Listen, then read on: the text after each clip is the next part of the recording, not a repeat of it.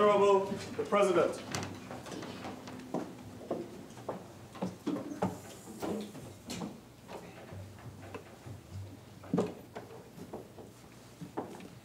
Let us pray.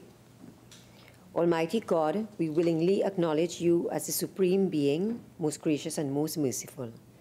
Look down, we beseech you, on us who are members of this Senate, and deign to assist us in the duties that we have to perform on behalf of our beloved country of Trinidad and Tobago. Open our eyes to see the truth and help us to accept it with all its implications into our lives.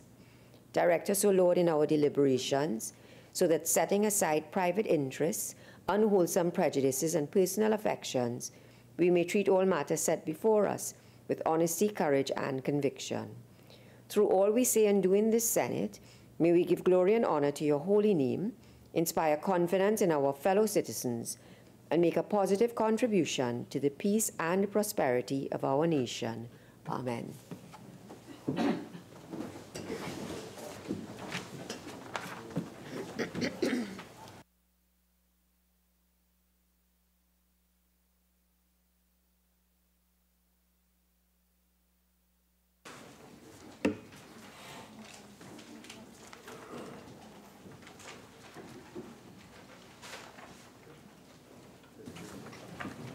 Announcement by the President.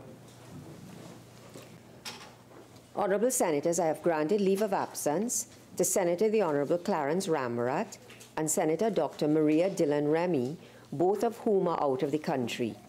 Honourable Senators, I have received the following correspondence from Her Excellency the President Paula May Weeks, ORTT. The Constitution of the Republic of Trinidad and Tobago, by Her Excellency Paula May Weeks, ORTT, President of the Republic of Trinidad and Tobago and Commander-in-Chief of the Armed Forces. To Mr. Ndale Young.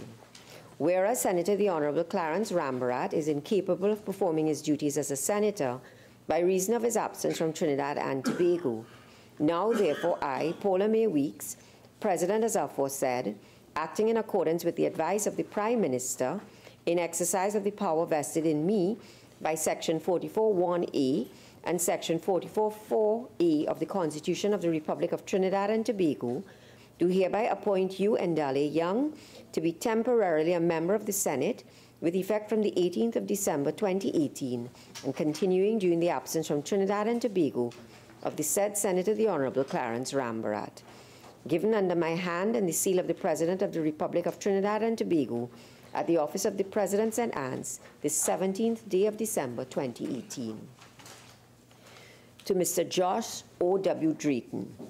Whereas Senator Dr. Maria Dillon Remy is incapable of performing her duties as a senator by reason of her absence from Trinidad and Tobago, now therefore I, Paula May Weeks, President as aforesaid, in exercise of the power vested in me by Section 44(1)(a) and Section 44(4)(c) of the Constitution of the Republic of Trinidad and Tobago, do hereby appoint you, Josh O.W. Drayton, to be temporarily a member of the Senate with effect from the 18th of December 2018 and continuing during the absence from Trinidad and Tobago of the said Senator Dr. Maria Dillon Remy. Given under my hand and the seal of the President of the Republic of Trinidad and Tobago at the office of the President St. Anne's, this 17th day of December 2018. Honourable Senators, Senators are required to take the oath.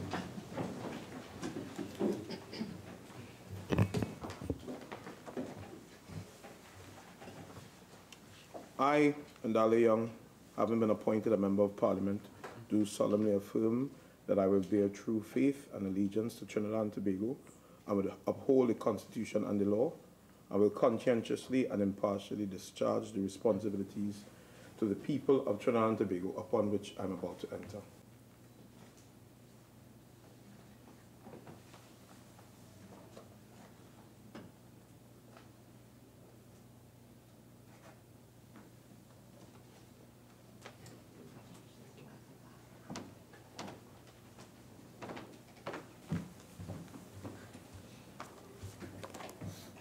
I, Josh Drayton, having been appointed a Member of Parliament, do swear by the Almighty God that I will bear true faith and allegiance to Trinidad and Tobago, will uphold the Constitution and the law, and will conscientiously and impartially discharge the responsibilities to the people of Trinidad and Tobago upon which I'm about to enter.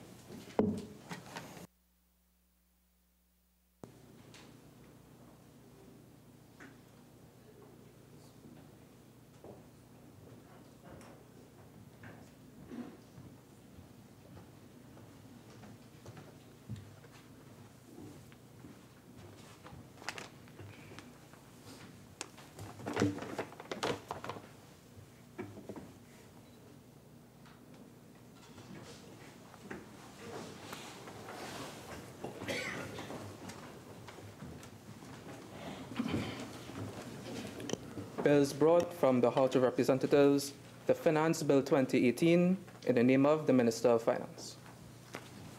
Minister in the Ministry of Finance. Thank you, Madam President. Madam President, in accordance with Standing Order 62(1)B, I beg to move that the next stage of the bill be taken later in the proceedings. Honourable Senators, the question is that the next stage of the bill be taken later in the proceedings. Those in favour say aye. Aye. Those against say no. I think the ayes have it. The next stage of the bill will be taken later in the proceedings. On the supplemental order paper, the miscellaneous provisions, proceeds of crime, anti-terrorism, and financial intelligence unit of Trinidad and Tobago Bill 2018, in the name of the Attorney General. Attorney General. Madam President, in accordance with Standing Order 62(1)B, I beg to move that the next stage of the bill be taken tomorrow, Wednesday, December 19th, 2018. Honourable Senators, the question is that the next stage of the bill be taken on Wednesday, December the 19th, 2018. Those in favour say aye. Aye. Those against say no.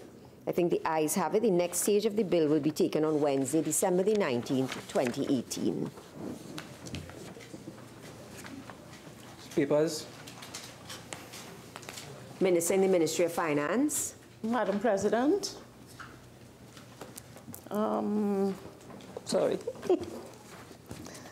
Madam President, I have the honour to lay on the table the following papers as listed on the order paper and the supplemental order paper in the name of the Minister of Finance. The ministerial response of the Ministry of Finance to the 10th report of the Joint Select Committee on Local Authorities, Service Commissions and Statutory Authorities, including the THA, 3rd session, 2017-2018, 11th Parliament, on an inquiry into the internal control systems and corporate social responsibility policies of the National Lotteries Control Board. The ministerial response of the Ministry of Finance to the 4th report of the Joint Select Committee on Finance and Legal Affairs, 3rd session, 2017-2018, 11th Parliament, on an inquiry into certain aspects of the national insurance system of Trinidad and Tobago and the Financial Obligations Amendment Regulations 2018. Thank you, Madam President. Leader of Government Business. Thank you, Madam President. Madam President, I have the honour to lay on the table the following papers as listed on the supplemental order paper in the name of the Minister of Public Administration and the Minister of Social Development and Family Services. The annual administrative report of the Telecommunications Authority of Trinidad and Tobago, TAT, for the period October 2016 to September 2017. The Senior Citizens Pension Amendment of Schedule Order 2018.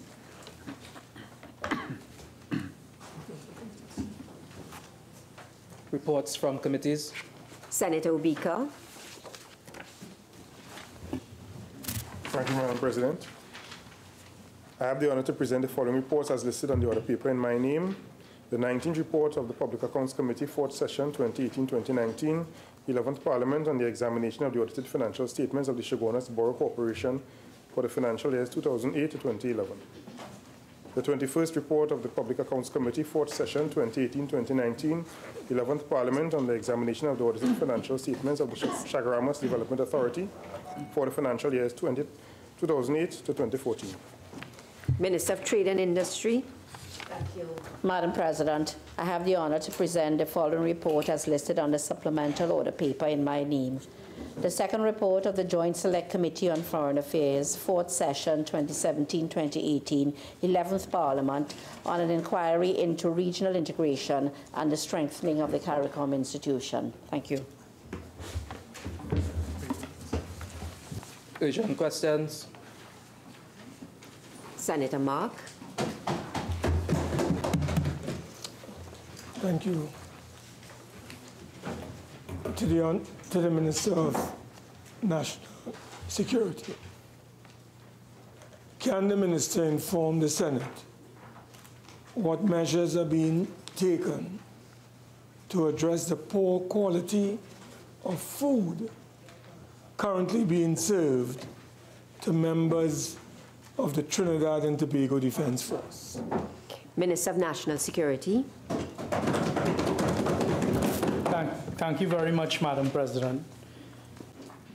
Madam President, the Trinidad and Tobago Defense Force is one of the premier institutions in Trinidad and Tobago. And as a citizen of Trinidad and Tobago, I am very proud of our men and women in the Defense Force and their commitment to service, and as they know, they have my full support. Unfortunately, at times we have continued to face difficulties associated with cash flow and the financial circumstances in Trinidad and Tobago, and no institution in the government is unaffected by these realities. Over the past few weeks, one of the issues that I have been speaking directly to the Chief of Defense Staff, Rear Admiral Hayden Pritchard, about is the prioritizing of financial resources for the Defense Force. It is well known and appreciated that the Trinidad and Tobago Defense Force plays an important and critical role in our national security landscape. I have noted the reported comments with respect to the meals for soldiers, and I have asked that the person in charge of finances at the Defense Force and the Permanent Secretary at the Ministry of National Security urgently work together to prioritize requests for releases for the Trinidad and Tobago Defense Force, which would include money for supplies such as food, and that the Ministry of National Security work closely with the Trinidad and Tobago Defense Force to alleviate any shortcomings in this area of food supplies.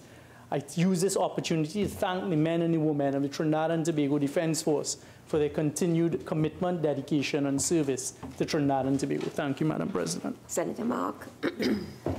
Madam President, as one of the premier institutions in our country, can the Minister indicate to this Honorable Senate how long this situation has been happening at the level of the Defense Force?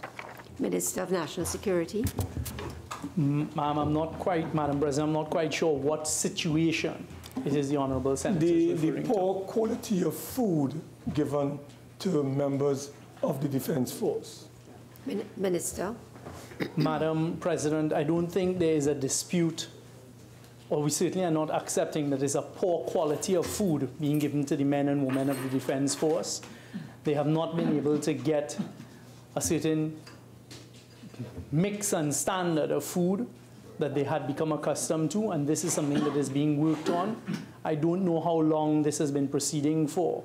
And as I say, it is a matter of priority between the CDS, the person in charge of finance, and the Ministry of National Security in rectifying it. Madam President, can the Minister indicate whether he is aware that action is being taken to speed up the appropriate allocations to the Defense Force so that the reality that they are faced with could be speedily rectified? Senator Mark, I won't allow that question. Next question, Senator Mark. To the Minister of Energy and Energy Industries. in light of recent protests by former temporary and casual workers of Petrotrin because of the non-payment of severance or back pay, can the minister state if and or when these workers will be paid? Minister of Energy and Energy Industries. Thank you very much, Madam President. Madam President, there are two issues here. The question is claiming non-payment of severance and non-payment of back pay. There is no non-payments of severance. Workers that were due for severance have all been paid.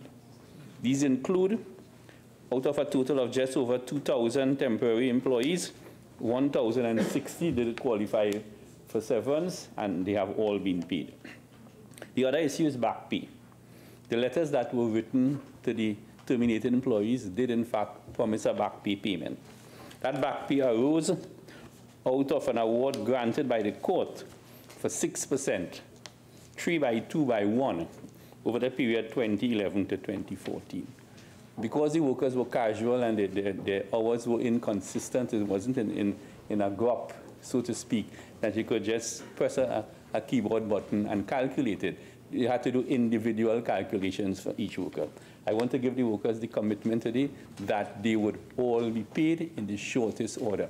Petrotrin, or the former Petrotrin, the new companies are working assiduously to do the calculations, and there's hope that these payments will be made very, very shortly. And to note that it is not only the 1,060 who qualified for severance will get the back pay. The back pay will be due for all the employees who worked over that period where the court awarded the grant for the increase of 6%. Thank you very much, Madam President. Senator Mark. President, as the Minister, is the government prepared to consider looking at severance payment to these temporary workers, 1,060, as the Minister said, given the fact that several of them, if not the majority, have worked for very long periods of time for this company? Is the government prepared to reconsider its position on this issue of severance payments for temporary workers? Senator Mark, that question doesn't arise. Next question. Yeah. Senator Richards. Thank you, Madam President. Good morning, colleagues. To the Minister of Energy and Energy Industries, given the public concerns since the announcement of the cessation of the sale of regular gasoline on the local market, can the Minister advise as to why this has been put in place? Minister of Energy and Energy Industries. Thank you very much, Madam President. Madam President, the Petrotrin refinery produced several products. What is called 195, which is premium, 192, which is super, 183, which is a low-octane fuel, which is called regular, diesel, and kerosene, which is almost equivalent to aviation fuel. The usage of regular was very small, between 8,000 to 10,000 barrels per month. With the cessation of refining operations at Point of Pierre, that small volume was extremely difficult to source on the international market. As a matter of fact, no regional refinery around this area, and probably very few in the world, as a matter of course, make 183. 183 is no longer used anywhere in the world because it's such a low-octane fuel. If you want 183, you have to specially order it. And if you order it in the very small volumes that we use, the unit cost per liter will be higher than premium. So the government was left with no other choice but to stop the cessation of the use of regular gasoline because it is a product that is no longer used anywhere in the world at all. We know there's a consequence to it because the fishermen in Trinidad use it because it is heavily subsidized. It sells at $2.60 per liter, whereas super sells at $4.97 a liter. But just for the records, the fishermen in Tobago, for over the last 5 to 6 years, have been using super. It's a bitter pill to swallow, but these are some of the realities that we have to face in this new dispensation.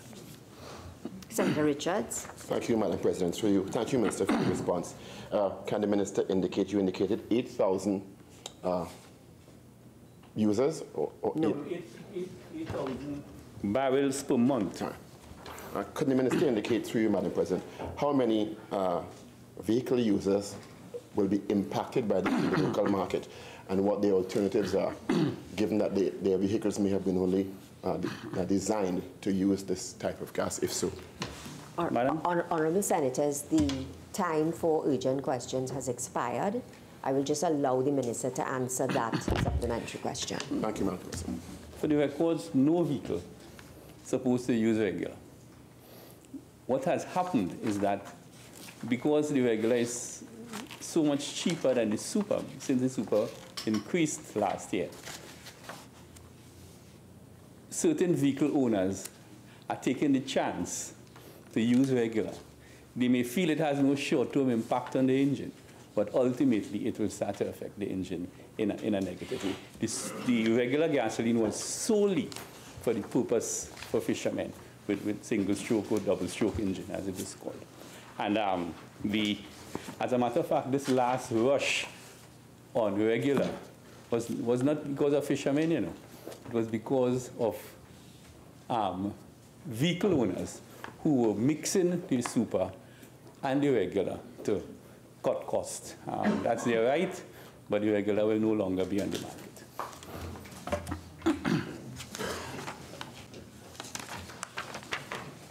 Questions on notice? Questions for oral act? Leader of Government Business. Madam President, the government is pleased to announce that it will be answering all questions, save and accept question number 69. We ask for a 2-week deferral of that. Question number 69 is deferred for 2 weeks.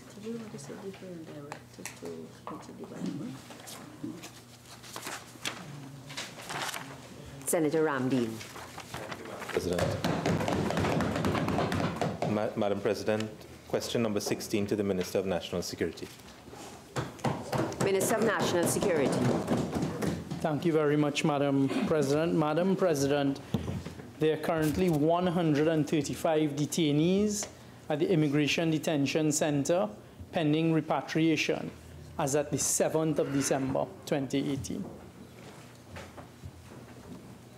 Senator Ramdeen. Thank you, Madam President. Madam President, through you to the Honourable Minister of National Security. Honourable Minister, are you aware that there are persons who are awaiting repatriation at the State Immigration Detention Center for over 3 years? Senator Ramdeen, that question doesn't arise. Any other supplementary? Well, no, Madam President. Next question, Senator Ramdeen. Thank you, Madam President. Madam President, question number 17 to the Minister of National Security. Minister of National Security. Thank you very much, Madam President. The length of time it takes for a detainee held at the Immigration Detention Center, the IDC, to be repatriated differs according to case-specific requirements.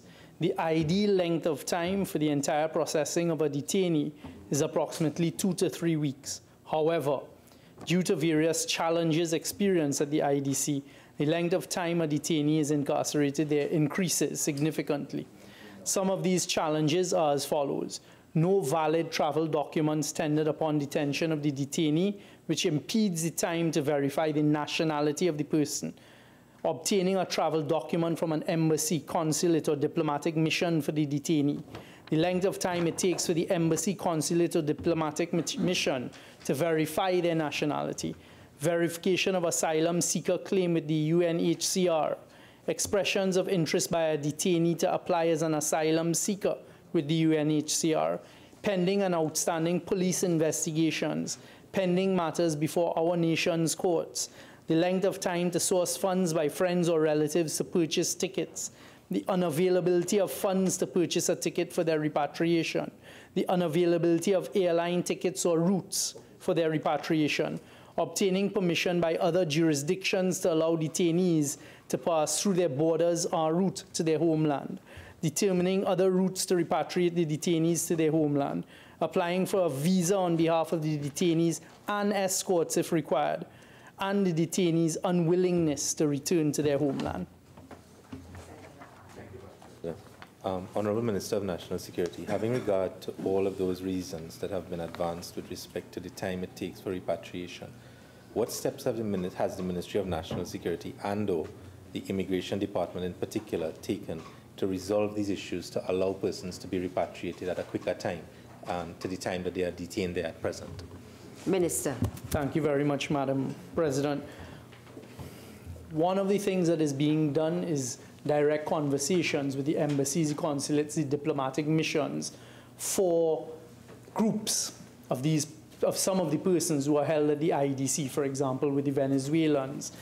One of the difficulties, however, with others who are held there is the cost of repatriation and the point that the homeland countries are very often not in a position to provide any assistance in repatriating them, etc.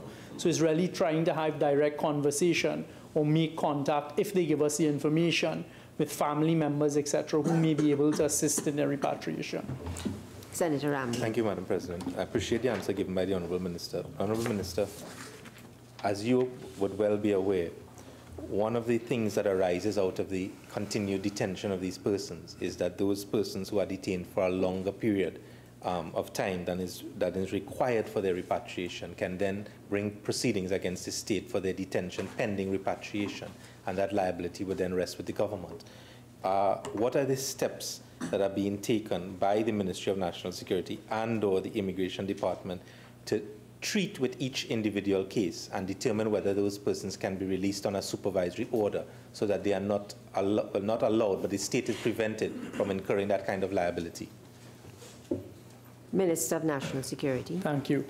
It's dealt with on a case-by-case basis, so there are instances that come forward weekly with suggestions or recommendations, rather, by immigration that persons be released on supervisory orders or any of the other increments under the Act. So that is an ongoing process. One of the other things that we're looking at is if we have sufficient numbers, it may be cheaper for us to charter a plane, etc., and then provide the escorts to send that group of persons of a specific nationality back to their homelands, and that is something we're looking at.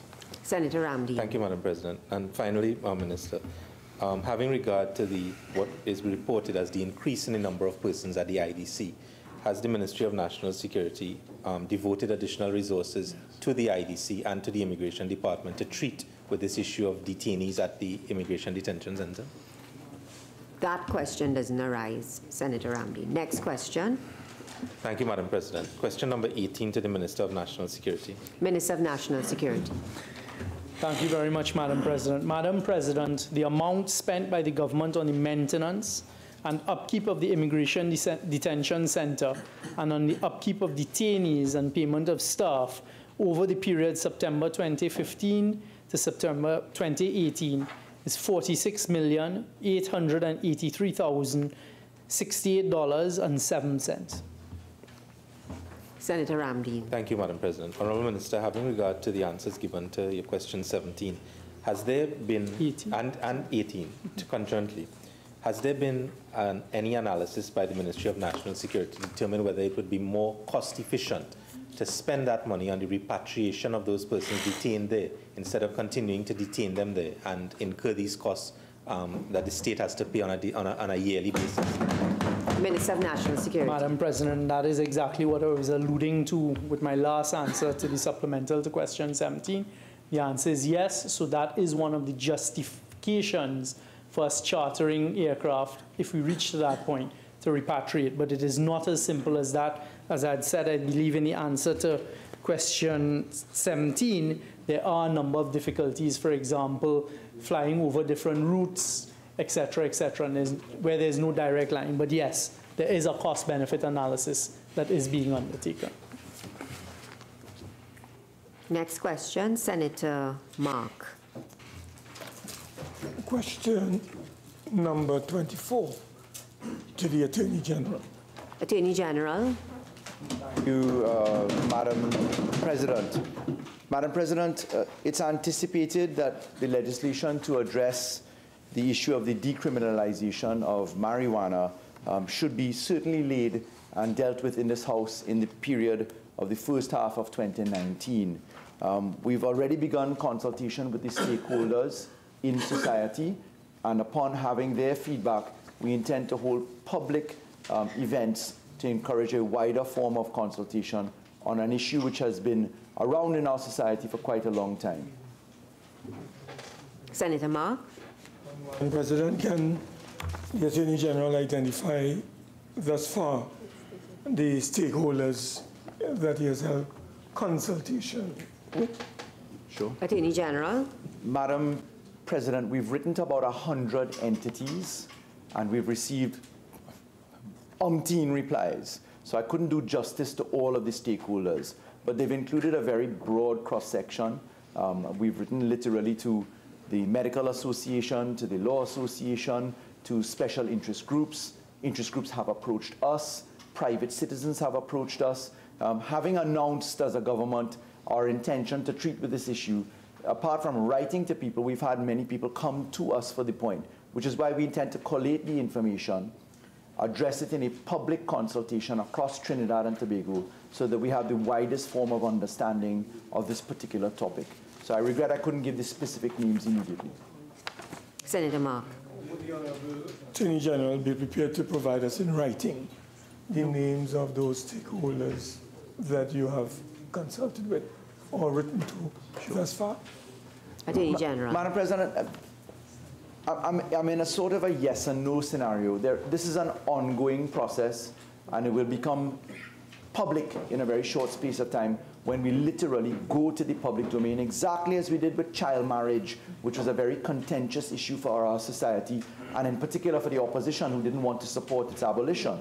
But we intend to go public on this position, and we do hope that the opposition volunteers a position on this as well. So I'd welcome the opposition writing in to express their points of view on this point. But when we go public, everybody will be invited, and we'll address the issue of exactly who we've received consultation from at that point, because I hope on this occasion we may have some support from the opposition. Senator Mark. Madam President, in light of the importance of this matter, does the government intend to produce a green paper for public circulation so that the public can intervene and have a clear understanding of the government's policy on this question? Attorney General. No, Madam President, we don't propose to do any green paper or any white paper at this point in time. The best way to deal with this issue, Madam President, is exactly the way we dealt with the issue of child marriage. You see, Madam President, for far too long, our country has been stuck in analysis paralysis. For far too long, we failed to address our issues, and we just intend to dive into the issue and get busy with producing the work product, Madam President. So we don't intend to take that approach on this issue. Senator Ramdeen. Thank you, Madam President. Madam President, to the Honourable Attorney General, in diving into the issue, Honourable Attorney General, would you care to share your feedback with all of the stakeholders, with the opposition, so that we can have an overall holistic view and contribute meaningfully towards this debate that would affect each and every citizen of Trinidad and Tobago? Attorney General. Well, I'm warned that the opposition is finally alive to live issues in Trinidad and Tobago.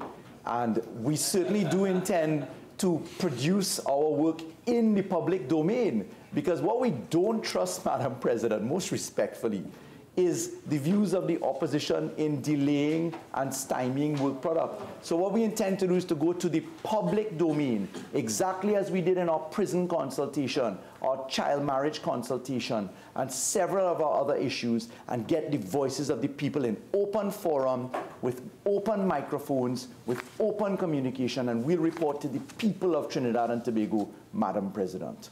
Next question, Senator Mark. Thank you. Question number 32 to the Attorney General. Attorney General. Madam President, again, I'm very pleased to receive this question. It's anticipated that legislation to address the issue of the protection of our prisons officers will also be laid in the first half of next year. Madam President, we have already, we've already drafted the law, and it came about as a work product in conjunction with the Law Reform Commission, the Prisons Officers Association, the prisons itself through the Commission of Prisons and their delegated representatives, as well as the AG Secretariat, and very importantly, the Ministry of National Security. So we've done that work already. What we're actually doing right now as well is improving the product across the law enforcement services.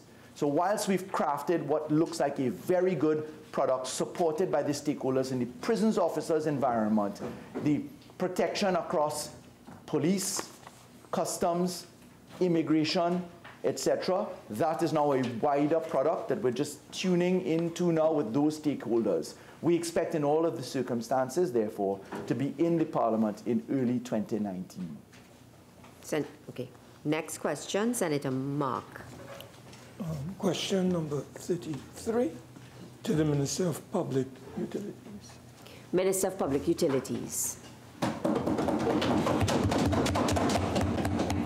Madam President, it is necessary that we, as a country, conserve electricity and promote optimization of the country's natural resources in order to reduce the amount of natural gas used in the generation of electricity, thus making more natural gas available for gas-based industries. The records reveal in 2016, a population of 1.3 million persons consumed a total of 8,360,622,400 kilowatt hours of electricity, resulted in an annual per capita consumption of 6,431 kilowatt hours. This is one of the highest per capita consumption of electricity in the Caribbean and Latin America. It is noteworthy that while Trinidad and Tobago is in the upper or the highest quartile, the highest percentage in the world, in world terms, for per capita consumption of electricity, our electricity price are the second lowest in the world. Wow. However, as the Honorable Senator who asked this question is well aware, the establishment of rates of electricity services in Trinidad and Tobago is the responsibility of the Regulated Industry Commission, better known as the RIC, and not the government. Our job is to ensure that within the constraints of available resources, vulnerable groups are assisted, which we are doing with the current 25% rebate on electricity bills for consumers at the lowest level. This rebate, which was introduced by this government way back in 2017, currently benefits over 200,000 households and is estimated to cost the country in fiscal 2018 approximately $48 million. Senator Mark. Madam President, as it relates to the question of subsidies, can the Minister indicate, whilst the RIC has the policy or the power to determine rates, can the Minister indicate to this House whether his government intends to pursue any policy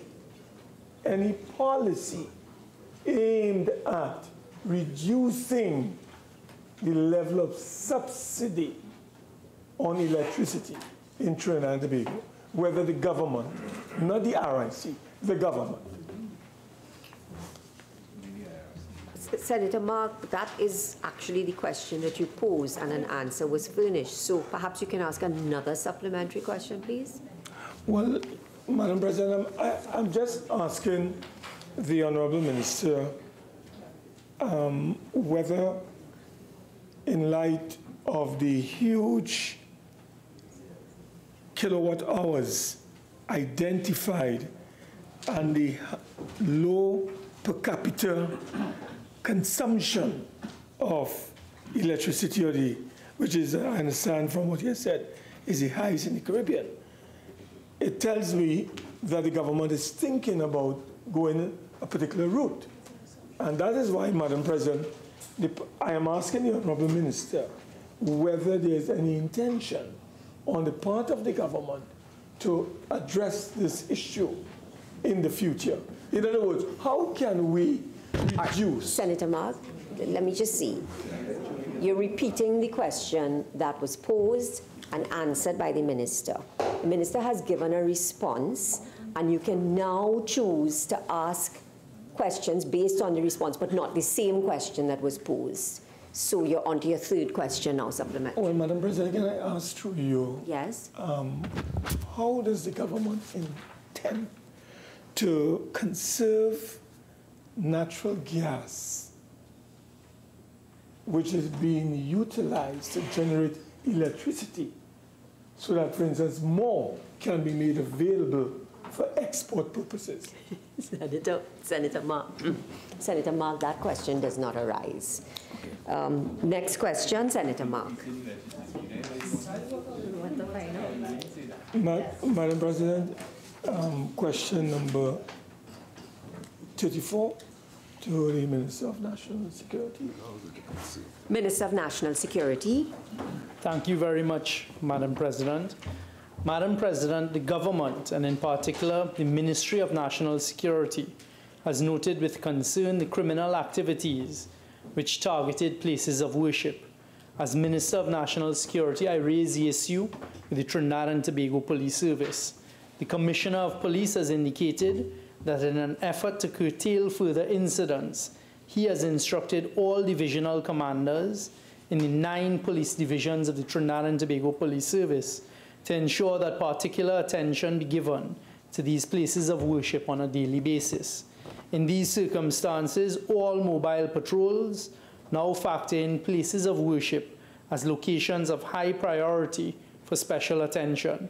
Additionally, the newly formed Emergency Response Patrol Unit will be dealing with all emergency calls within minutes throughout Trinidad and Tobago. Senator Mark. Madam President, to the Minister of National Security. Apart from regular mobile patrols and responding to emergency calls, can the Minister indicate whether the government intends to take legislative action to deal with this sacrilege that has been occurring in our country as a form of deterrence against these would-be criminals who would seek to do what they have done to several religious places, Madam President? Minister of National Security.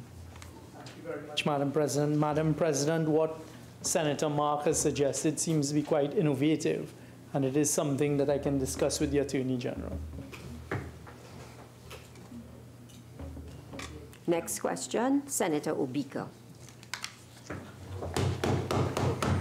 Thank you very much, Madam President. Question number 59 to the Minister of Public Utilities. Minister of Public Utilities. Madam President, the National Maintenance, Training and Security Company Limited, MTS, has advised that 3,831 employees were affected by this situation.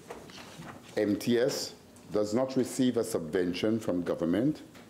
It is financed from internally generated funds from its operations.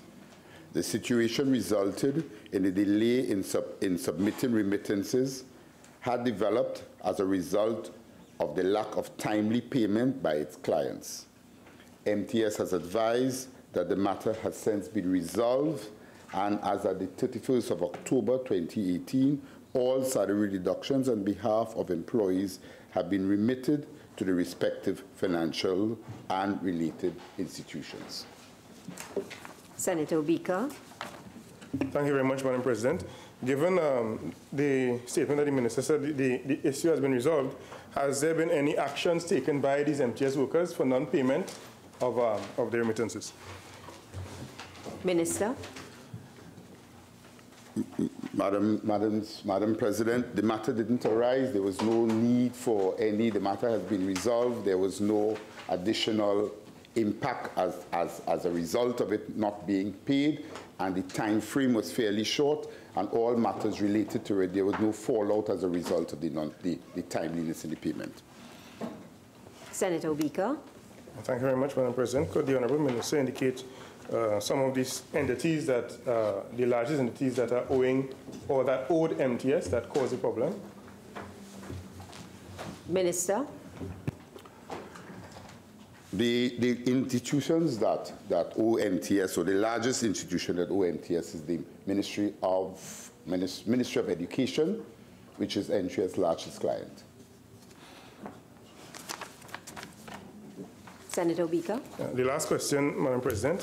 Thank the Minister for that revelation.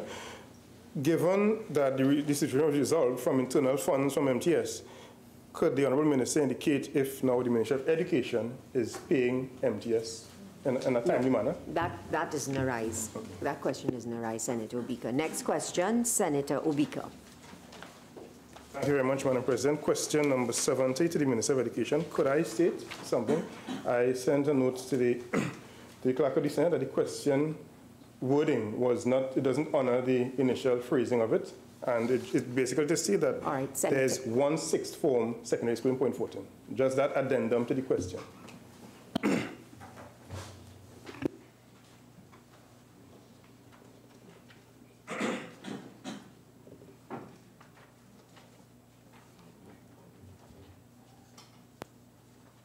Minister of Education.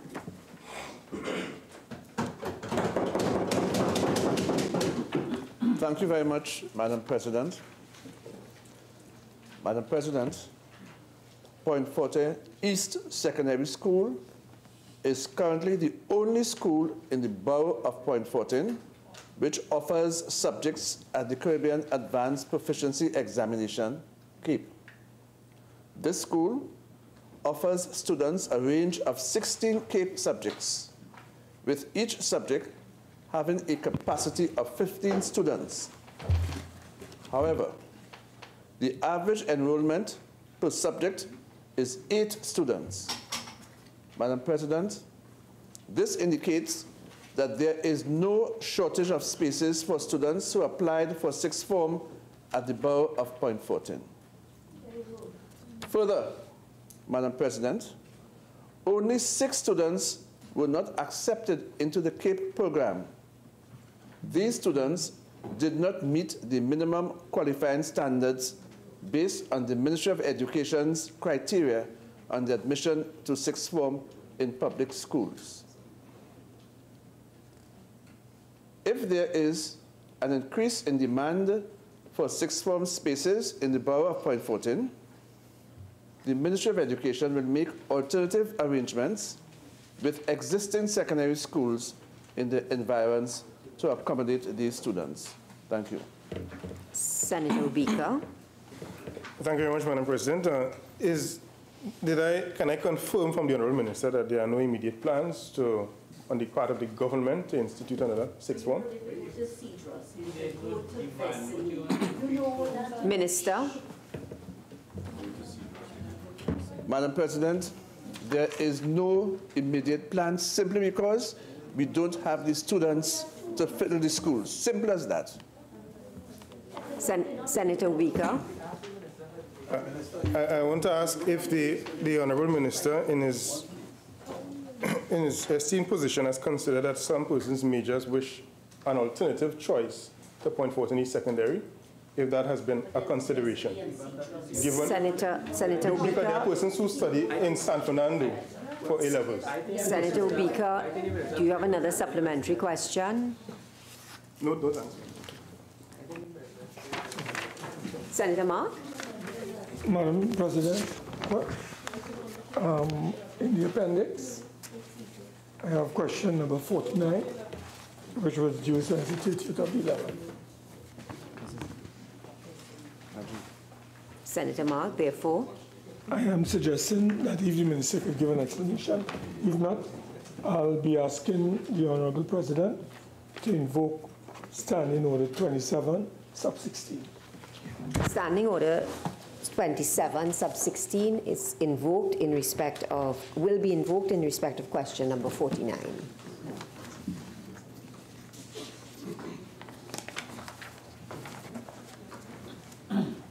Request for leave to move the adjournment of the Senate on definite matters of urgent public importance. Senator Haynes.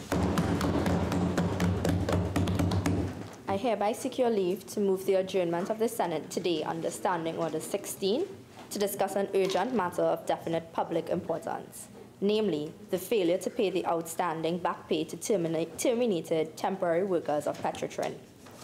The matter is definite because it deals specifically with the failure to meet the promised November 30th deadline for the payment of outstanding back pay to terminated workers. The matter is urgent because despite the rhetoric from the government, hundreds of temporary workers receive no termination benefits and are dependent on the money owed to them as they seek employment elsewhere. This matter is of public importance because it deals with the hundreds of temporary and casual workers, casual Petrotrin employees, who are now uncertain as to when they will receive the money to which they are entitled. Honourable Senators, I have considered the motion and I'm of the view that it does not qualify under this standing order. Public business, government business, bills, second reading. Minister in the Ministry of Finance. Thank you, Madam President. Madam President, I beg to move that a bill entitled An Act to Provide for the Variation of Certain Duties and Taxes and to introduce provisions of a fiscal nature and for related matters be now read a second time. Madam President, very briefly, just a reminder of where we came from. In 2014, there was a precipitous reduction both in the price of oil and gas and in the production of oil and gas. Despite that, the country had its highest budget ever of $63 billion in 2014. And there was an alarming reduction of both the government central bank account, and there was a huge overdraft facility that we met when we came in. However, Madam President, as we have been indicating over the last 3 years, there has been an improvement in the state of affairs. The government has been controlling the economy and the expenditure. The deficit has been going down. We have been fortunate to have been experiencing increase in the price of oil and gas. We have managed to increase the production of those products, and so the economy is in a better place. We have avoided going to the IMF as unlike some of our neighbors, and in that way we have avoided the burden that would have been placed, especially on our most vulnerable, if we had had to make that approach. So it is in that general context, Madam President, that we presented the budget for 2019, and the measures before us are to implement the bill before us are to implement the measures that we would have referred to during the course of the budget debate, as well as other supporting measures that will allow us to implement the plans that we had outlined in that budget.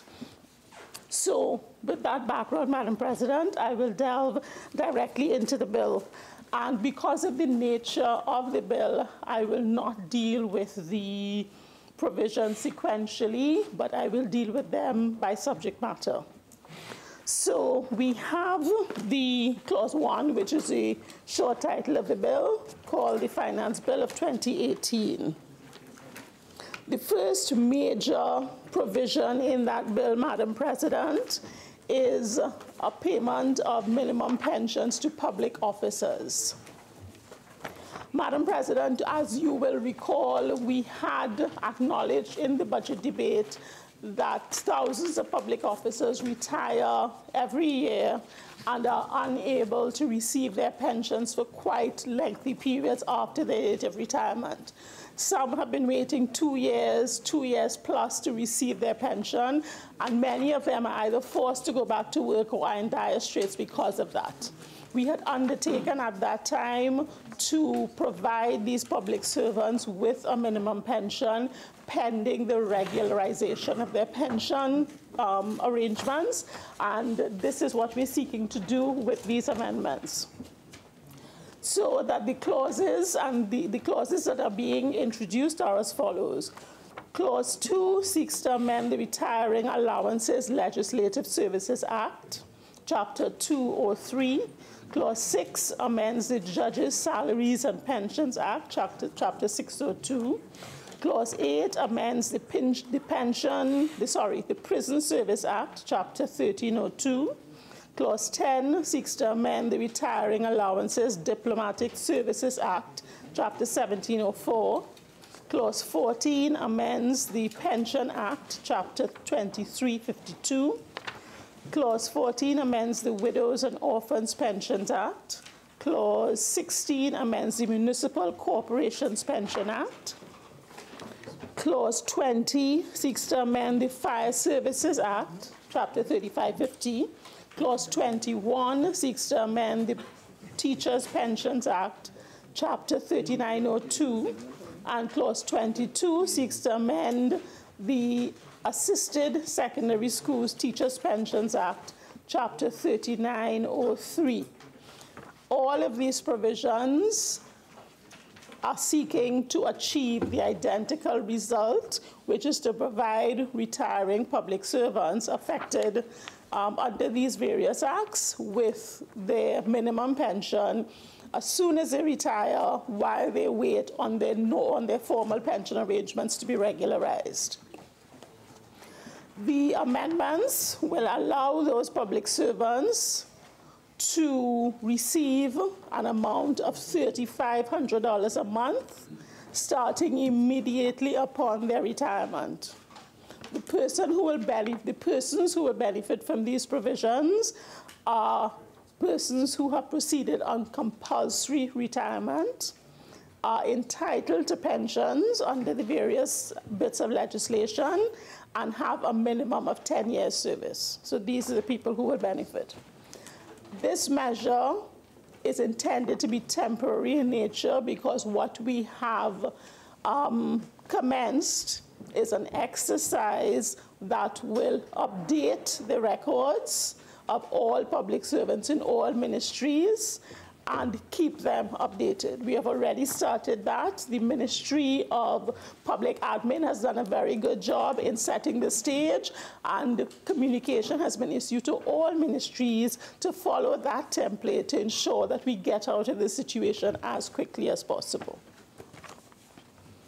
Madam President, there are a couple of additional groups of people who are impacted by this.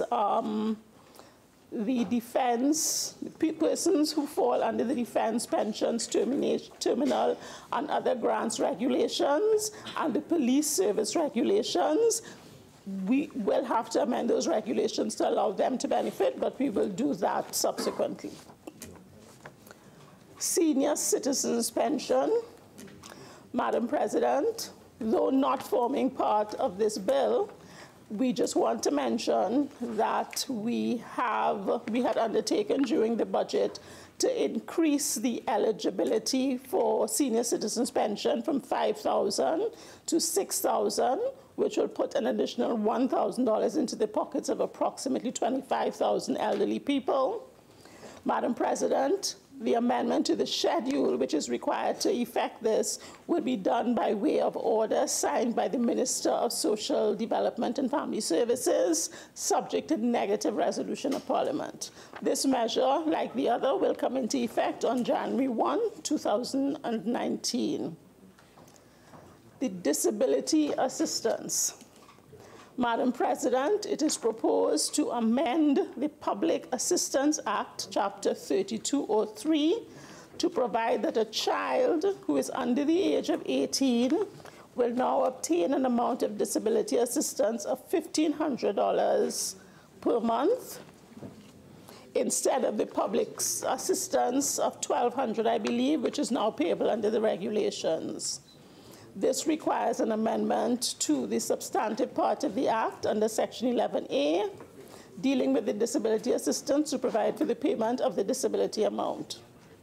Madam President, there's also a provision in the substantive part of the Act to allow for recipients under 18 years of age and guidelines to be made by the Minister with responsibility for social development and family services for the purpose of efficient and effective administration of the disability assistance. It is also proposed, Madam President, to amend the Public Assistance Act to increase the amount of the disability assistance for recipients 18 years and older from $1,800 a month to $2,000 a month. These provisions, Madam President, are found in Clause 18 of the bill. Madam President, there are several provisions dealing with tax relief provided to various members of the society, and the first one I will deal with is business levy. As the members of this Honorable House are probably aware, business levy was introduced and intended to be a minimum tax payment. So how it works is that persons who are in receipt of income other than employment income and other than exempt income are required to pay the higher of their income tax liability if it's individuals, or corporation tax liability if it's corporations, and the business levy. So they pay the higher of the two, which is why it is generally referred to as a minimum tax liability. When the legislation was first introduced, there was a minimum amount of gross income that you could earn without triggering the business levy liability. That amount was $200,000 per annum. However, this was subsequently amended and increased to $360,000 per annum, but that amendment was inadvertently not applied to individuals.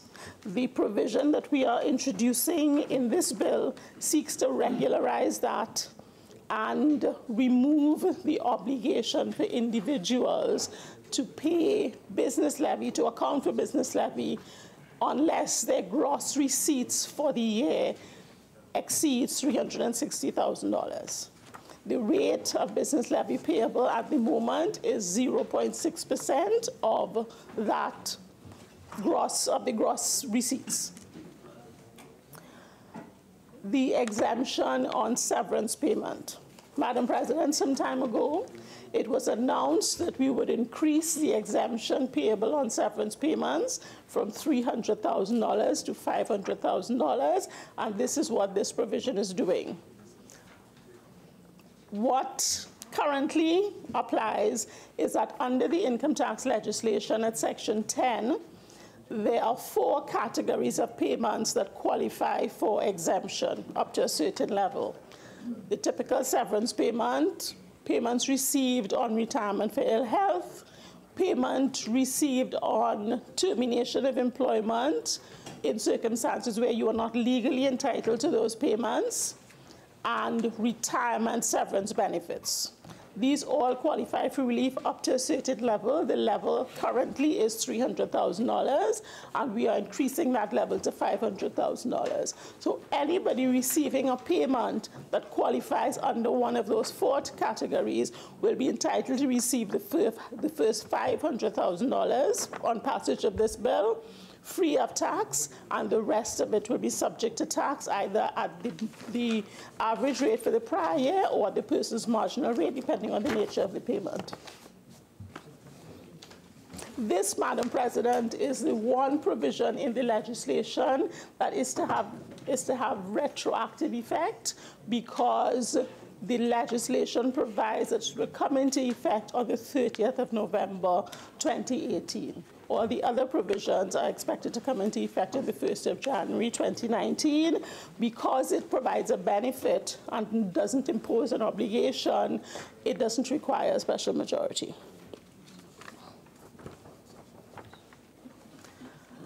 We have also sought to provide increased relief for persons enjoying tertiary education outside of a state-sponsored tertiary education institution. Clause 26C seeks to amend Section 10(9) of the Income Tax Act to allow for an increase in the allowance for tertiary education from $60,000 per year, where it is now, to $72,000 per year, to take into account the high cost of tertiary education. Madam President, this benefit is aimed at investing in our nation's children, which is integral to our Vision 2030 strategy. The stamp duty threshold.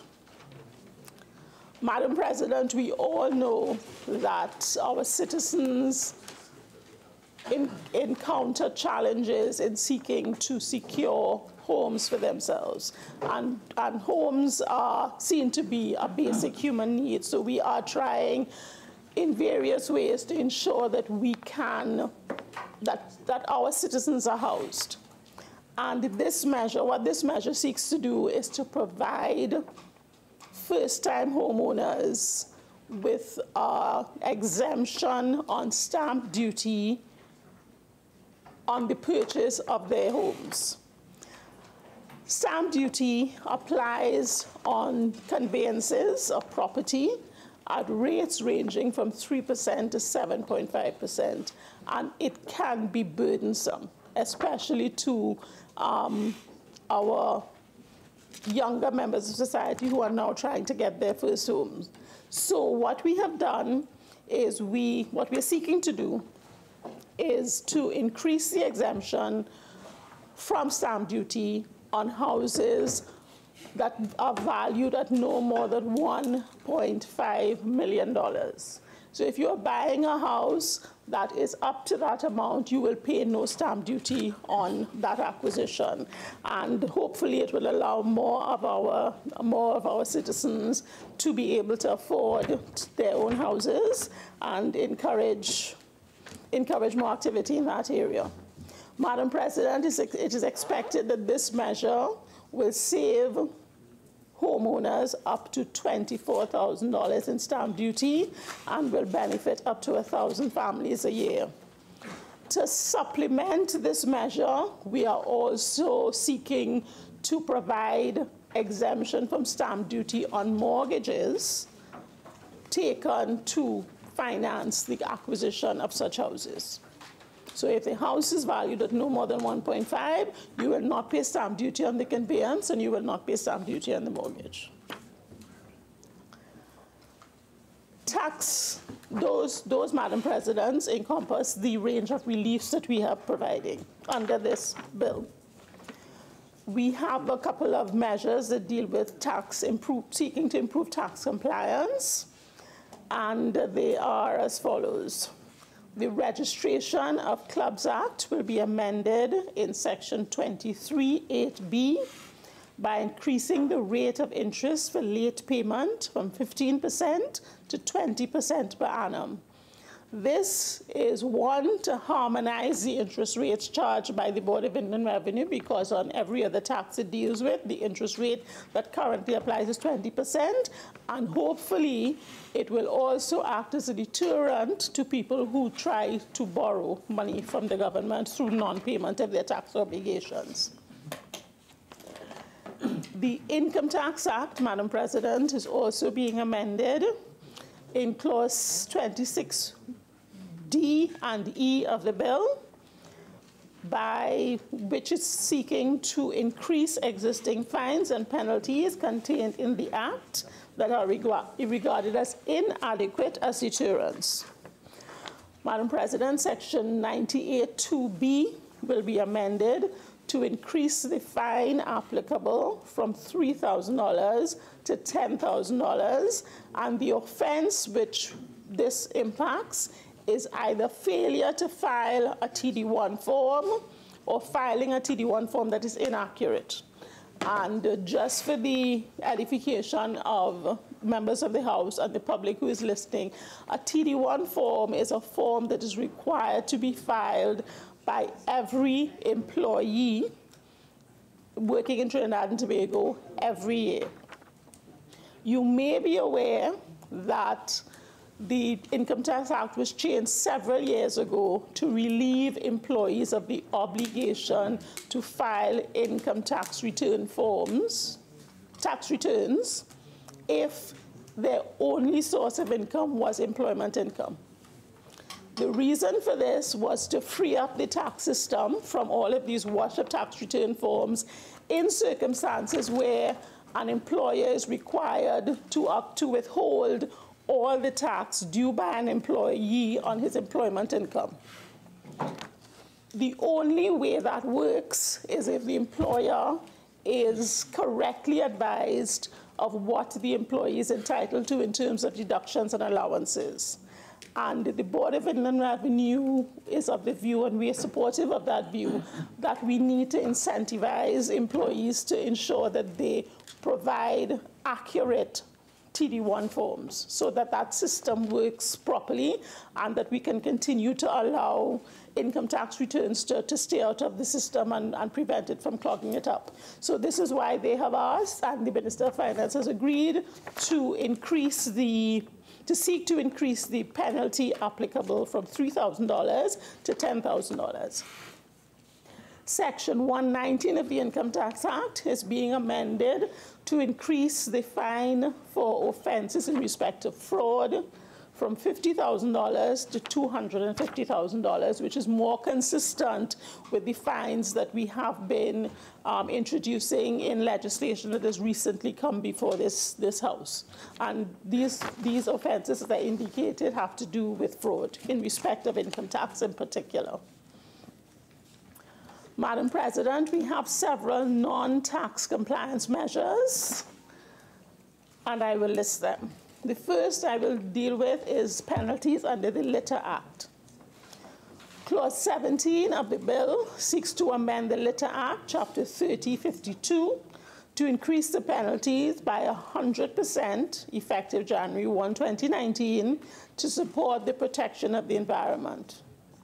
As stated in the 2019 budget presentation, Madam President, all penalties under the Litter Act are being increased by 100%. It is hoped that the increases will act as a deterrent and encourage persons to act responsibly. We appreciate that this requires greater enforcement, but enforcement will only be effective if the fines that follow the enforcement are also effective. Penalties under the Children's Act. Madam President, Clause 23 of the bill seeks to amend the Children Act, Chapter 4601, to provide for an increase in all fines for offenses committed pursuant to the Act by 100%. This, Madam President, is in direct response to statistics reported by the Children's Authority that during the period May 18, 2015, to April 30, 2018, 14,581 cases of child abuse were reported. This significant number signaled to this government the ongoing plight endured by the most vulnerable and innocent members of our society. Fines are being increased for less severe offenses from $3,000 to $6,000, and for more severe offenses from $100,000 to $200,000. Although no amount of money would be sufficient punishment for anybody who inflicts a heinous act against a child, we are hoping that the increase in fines, coupled with the good work that the Children's Authority is doing, we will be able to break the back of this activity in particular in the shortest possible time. penalties under the Agricultural Fines Act.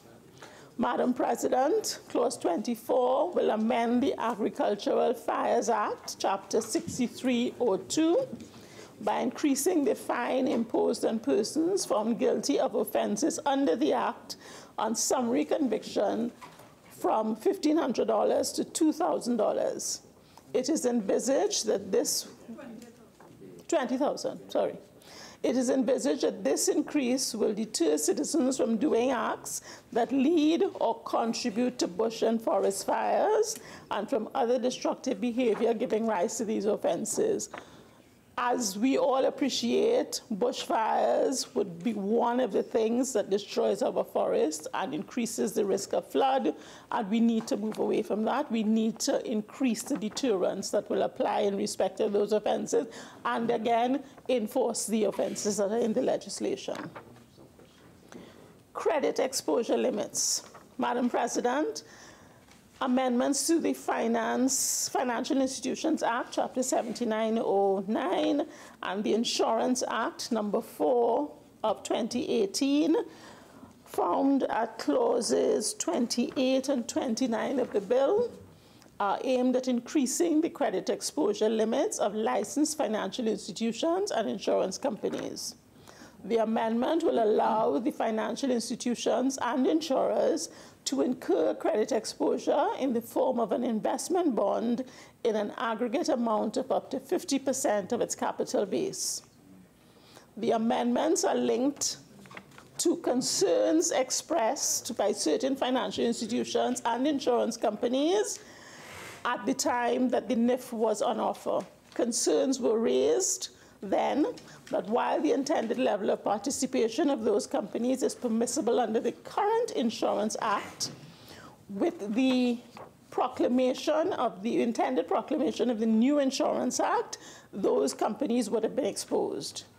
These concerns, similar concerns were raised by the financial institutions. So the amendments to the Financial Institutions Act and the Insurance Bill will introduce certain criteria that must be satisfied in order to allow such an institution to enjoy that level of credit exposure.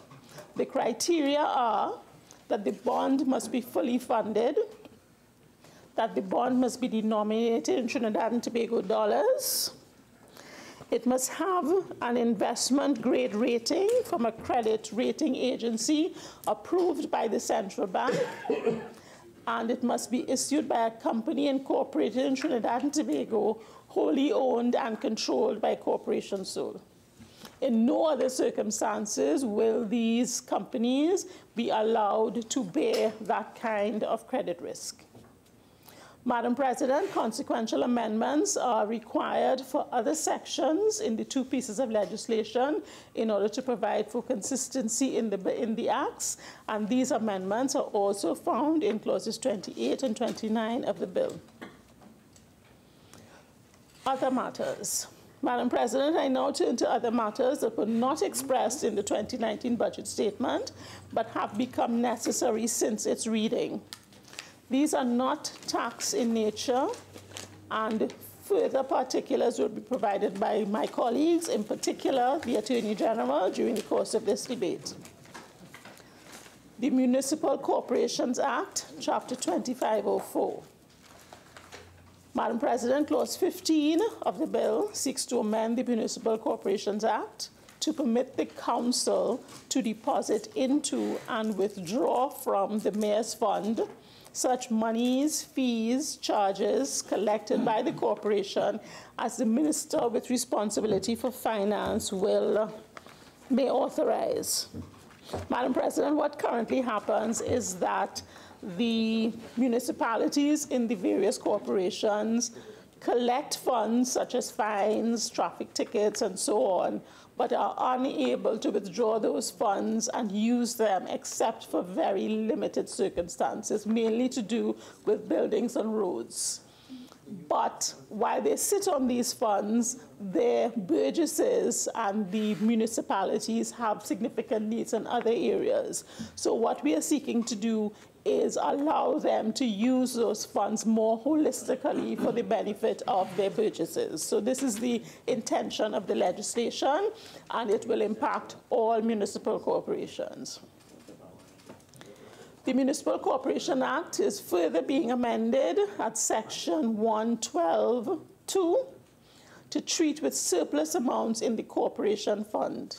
It is the intention that the surplus, with the consent of the minister and under the direction of the council, may be applied for the improvement of the municipality and the service and benefits of its inhabitants.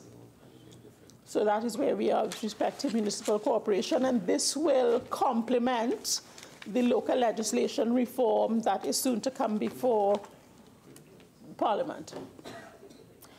National Lotteries Act, Chapter 2104. Madam President, Clause 12 amends the National Lotteries Act at Section 9 to extend the powers and duties of the National Lotteries Control Board. The clause inserts a new subsection 2 that authorizes the board to facilitate the payment to public bodies by electronic means. Madam President, as we would have indicated earlier to this Honourable House, the government is seeking to make government organizations more efficient, and this is one of the ways that we are seeking to do that. This amendment will allow for ease of payments using the wide network that is the National Lotteries Control Board. Madam President, in this amended section, the term public body is given the same meaning assigned under Section 4 of the Public Procurement and Disposal of Public Property Act 2515. Under this section, a number of organizations are listed as public bodies. For example, the Parliament, the Judiciary, service commissions, ministries, to name a few. And these will all be impacted by the ease of making payments. Minister, just a clarification. You said Clause 12. Is this on my document as Clause 11 for national lotteries? Please.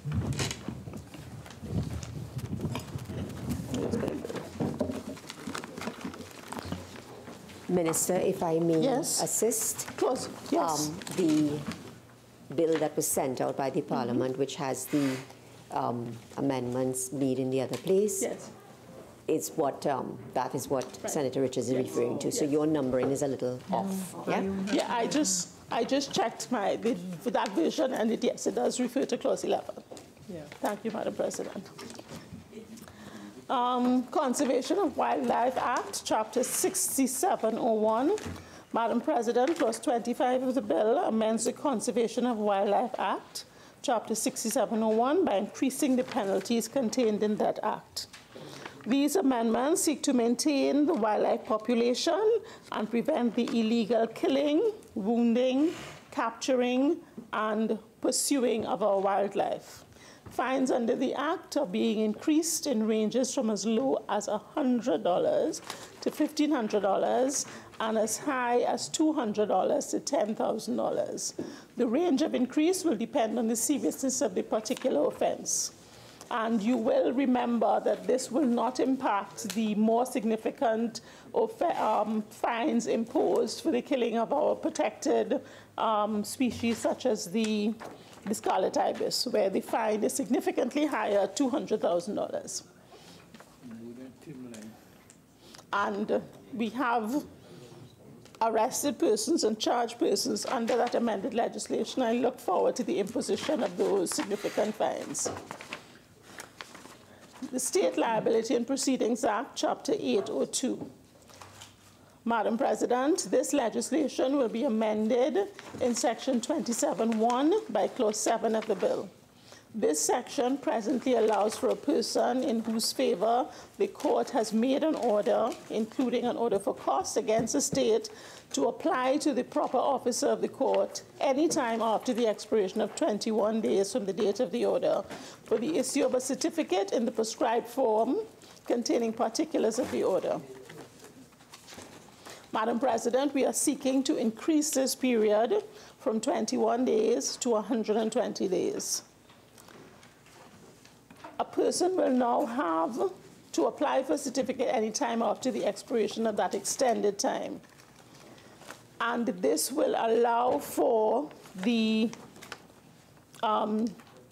state to determine whether it will appeal the matter and to deal with that period. Because what we have currently is persons seeking cost when the matter may still be before the court. So we are seeking to regularize that position. It also requires that the order must be served on the Attorney General by the person in whose favor the order is made. And this also allows for better case management by the state. There are certain cleanup measures, Madam President, that we are also seeking to introduce. Clause 3 of the bill seeks to amend Section 79 of the Interpretation Act. And this has become necessary to facilitate certain administrative matters. Madam President, Clause 3 proposes to add the definition of collecting officer to the existing list. Pursuant to this amendment, the term collecting officer will be defined as a person appointed or designated as or required to perform the functions of a collecting officer with regard to any act required by or for the judiciary pursuant to any rules of court or any law. The amendment also provides that a collecting officer is any person appointed or designated as a collecting officer under any written law. Madam President, the person who will be a collecting officer is that person who will treat with attachment of earnings and maintenance orders in relation to family court matters. Madam President, the definition of collecting officer was placed at Section 9A, Miscellaneous Provisions, Supreme Court of Judicature Act. The definition will be repealed by Clause 32 of the bill and placed in the Interpretation Act by Clause 3 of this bill. Summary Courts Act. Clause 4 is seeking to amend the Summary Courts Act, Chapter 420, to treat with the form or manner by which a complaint, which includes any information or charge relating to a summary offense, may be made. Madam President, Clause 5 of the bill proposes an amendment to the relevant sections under the Administration of Justice DNA Act. This amendment is consequential to facilitate the appropriate use of the words community residence rather than the words rehabilitation center. The amendment to the Administration of Justice DNA Act will facilitate the application of the words community resident used in the Children's Community Residence, Foster Care and Nurseries Act, Chapter 4604. Madam President, Clause 9 of the bill seeks to amend the Child Rehabilitation Centers Act, Chapter 1305, at Section 4A to provide, Madam President, as we did recognize there may be some inaccuracies in the clause numbers, but what we are talking about is the clause that seeks to amend the Child Rehabilitation Act to provide that in respect of a report being made to the commissioner that a resident has been subject to a form of prohibited method of punishment listed under the Act. The commissioner, having investigated, must notify the resident of the center, the alleged perpetrator, and the person making the allegations of the findings of the said investigation. Madam President, the bill also seeks to amend the Friendly Societies Act, Chapter 3250, which regulates friendly societies. Section 3(1) of that act provides that there shall be in the public service a registrar of friendly societies. The amendment will remove the words "the public service," which will no longer be applicable to the registrar of friendly societies. Madam President, the bill also seeks to amend the Criminal Division and District Criminal and Traffic Courts Act 2018 at sections 3(2)(f) and G to revise the list of positions where certain terms are referenced in the written law in relation to proceedings in respect of criminal matters or traffic violations. The clerk of the court shall be read and construed to include a reference to the positions of magistracy registrar and clerk of the court, whereas the term clerk of the peace shall be read and construed as a reference to the positions senior magistracy and clerk of the court, or magistracy registrar and clerk of the court. Electronic payments into and out of court, Act 2018. Madam President, the bill seeks to amend the Electronic Payments into and Out of Court Act 2018 at Section 14. The marginal note has been amended to provide for filing and other fees to be paid electronically, whereas Section 14.2 is being amended to extend the use of the prepaid card issued by the court executive administrator to include the payment of filing fees, fees collected by the judiciary under written law, and fees for services provided by the judiciary. And Madam President, just to remind my colleagues that the Attorney General will provide further and better particulars in respect of these matters to clear up any confusion that may exist, because I recognize that a lot of the current members of the House were not here when these bits of legislation were debated. Madam President, Section 33 is the commencement provision. 33 of the bill is the commencement provision containing the date from which the provisions of the Act will come into force. All the clauses Minister, you have 5 more minutes. Thank you, Madam President. All the clauses except for Clause 26B will come into operation on January 1st, 2019. And Clause 26B, which I will remind you, deals with the increased relief on termination payments, will come into effect on the 30th of November 2018. So, Madam President, in conclusion, from a holistic viewpoint, these amendments seek to effect the plans and initiatives enshrined in the 2019 budget statement. We have reversed the downward spiral in motion by the actions of the previous administration. We are now on track to a steady and sustainable growth. We remain mindful of the factors dominating our economic landscape and will adapt and adjust in the best interests of the citizens of Trinidad and Tobago. Madam President, in the circumstances, I recommend this bill. I thank you and I beg to move. Honourable Senators, I shall now propose the question for debate. The question is that a bill entitled An Act to Provide for the Variation of Certain Duties and Taxes and to Introduce Provisions of a Fiscal Nature and for Related Matters be now read a second time. Senator Mark. Thank you very much, Madam President. Madam President, I am very happy to rise and contribute to a bill entitled An Act to Provide for the Variation of Certain Duties and Taxes and to introduce provisions of a fiscal nature. The Honourable Minister in the Ministry of Finance, both in an opening and closing statement, very softly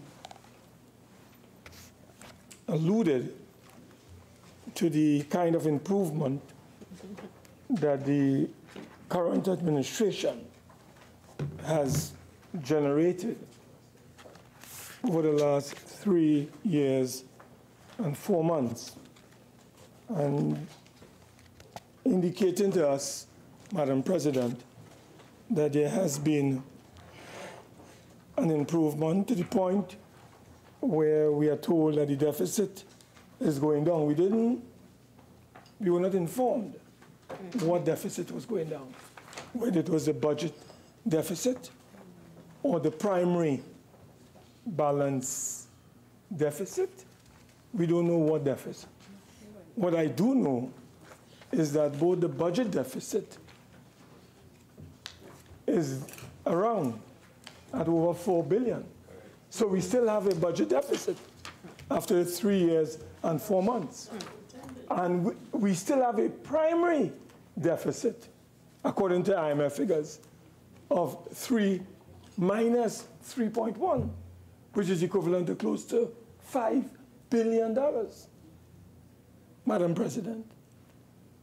So whether we talk about the budget deficit, we talk about the primary deficit, Madam President, we are seeing where the macroeconomic data or indicators are telling us that Trinidad and Tobago's economy is heading in the wrong direction and has been heading so in the last 3.5 years, Madam President. Madam President, economic growth is sluggish, or economic development is sluggish. And if you talk about growth, stagnant and literally artificial. We don't have real growth in this economy. What you have is artificial growth, superficial growth, Madam President. Because, Madam President, the tables in the review of the economy that the government has provided would indicate to you, upon an analysis, that every major sector is heading south, maybe with the exception of one. Thanks to the United National Congress and the partnership, who took certain initiatives between 2012 and 2013, Madam President, to provide the oil companies, the energy sector, with the kind of incentives which the government is now reaping and boasting about, signing agreements, boasting about BP, engaging in investment. All that is due because of the policies that we pursued then, Madam President. So, Madam President, debt to GDP is rising.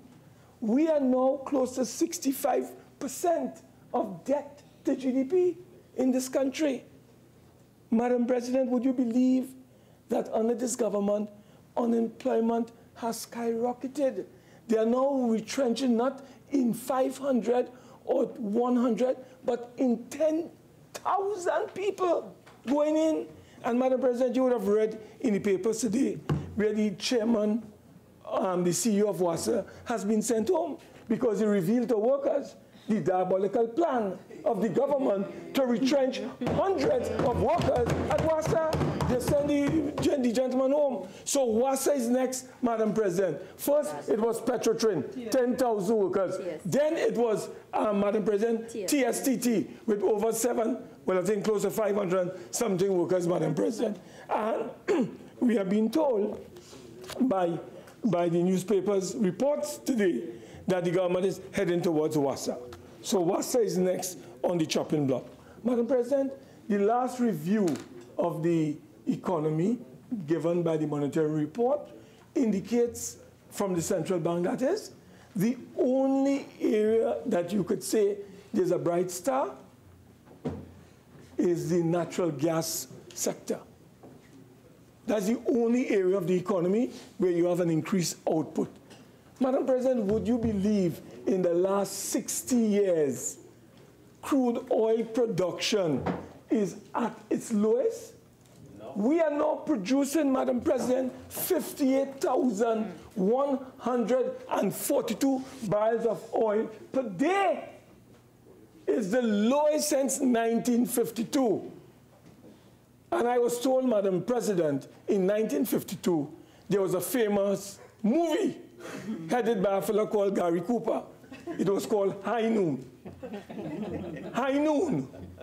So, Madam President, in the year 2018, the PNM has brought crude oil production from a high of 278,000 back in 1978 to a low, Madam President, of 58,142 barrels. And they are talking about progress. What progress, Madam President? And Madam President, what is even more sad is that the budgeted price for oil, as you know, is 65 US.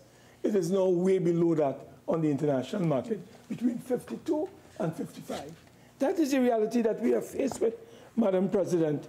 So, Madam President, I just wanted to put on the record very early that the government could not even speak out in the way that they normally would do as it relates to the growth and the development and the progress. The IMF is not here, but I can assure you the IMF is in the boardroom of the Ministry of Finance. They are in the boardroom of the central bank. They are giving advice to the government. And whilst they are not here physically taking charge, as they took charge in Barbados, they are guiding the government in whatever they do. And we are now enjoying the conditionalities, Madam President, and the actual policies of the IMF, thanks to the Rowley-led administration. So, Madam President, I do not support this view that under the PNM things have developed. Trinidad and Tobago is more backward today than they were before they arrived on the compound. Madam President, would you believe this is the review of the economy I have before me, and I'm looking at Appendix 2 on page 81. Madam President, would you believe, Madam President, that when we look at the numbers here, we are seeing, Madam President, where in 2018, agriculture, forestry was minus 15%. You go to mining and quarrying, 1.8% negative. And Madam President, when you come down to taxes, there's an item called taxes, less subsidies on products. It is 30.7%. That is where the growth has come from. Taxes minus subsidy.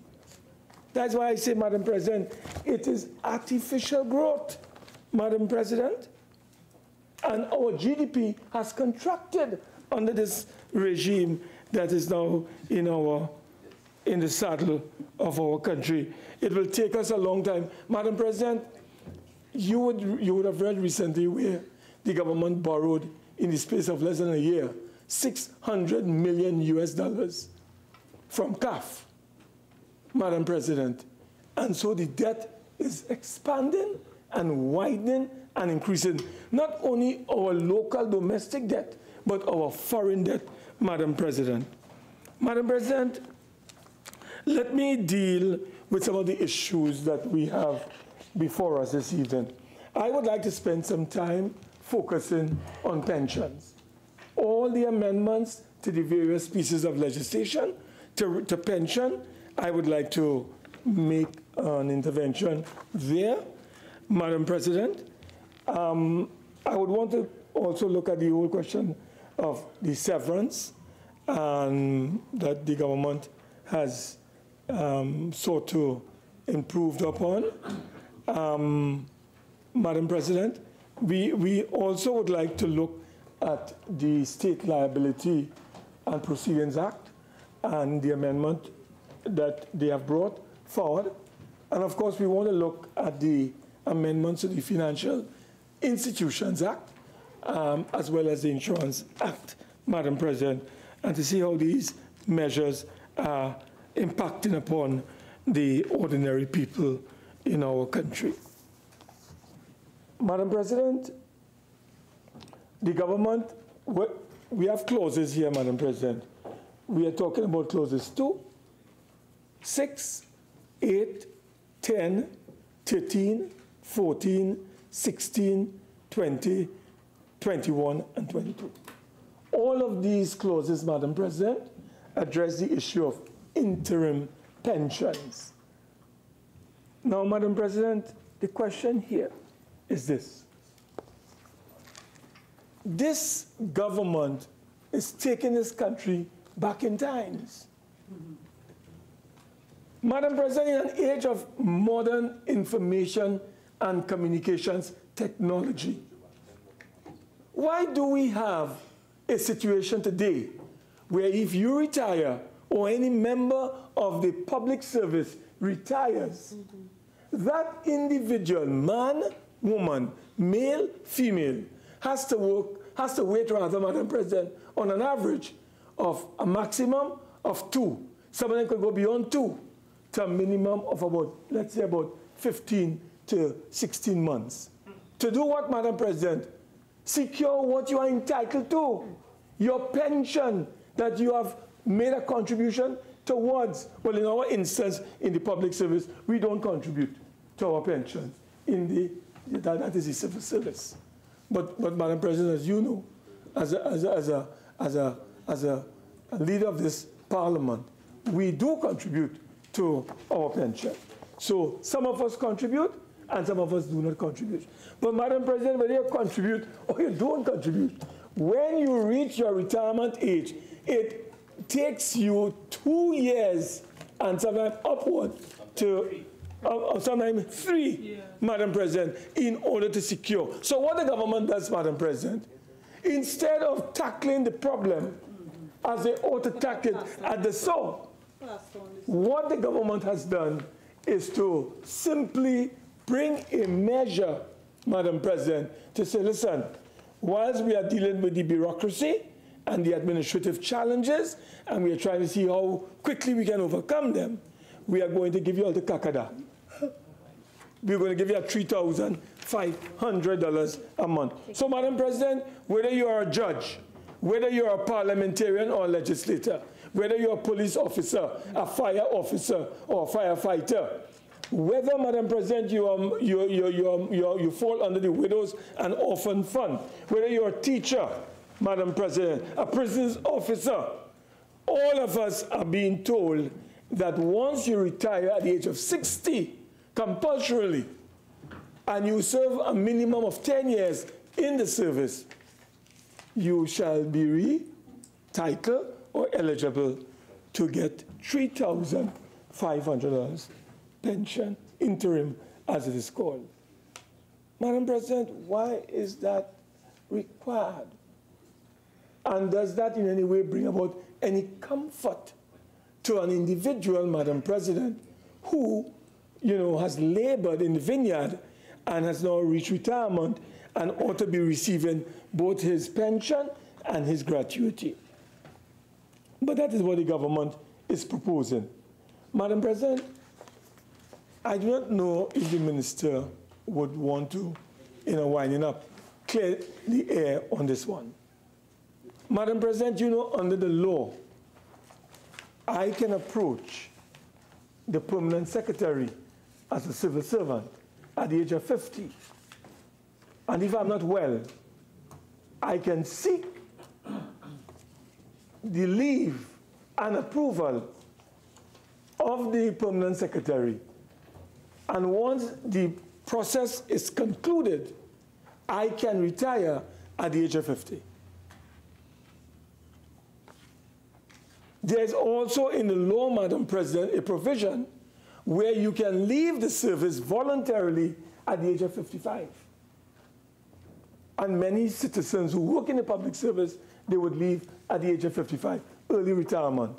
Madam President, I would like to ask the Honorable Minister whether there are any provisions in this law to facilitate those citizens who may wish to retire early at the age of 50, or they may want to go voluntarily at the age of 55.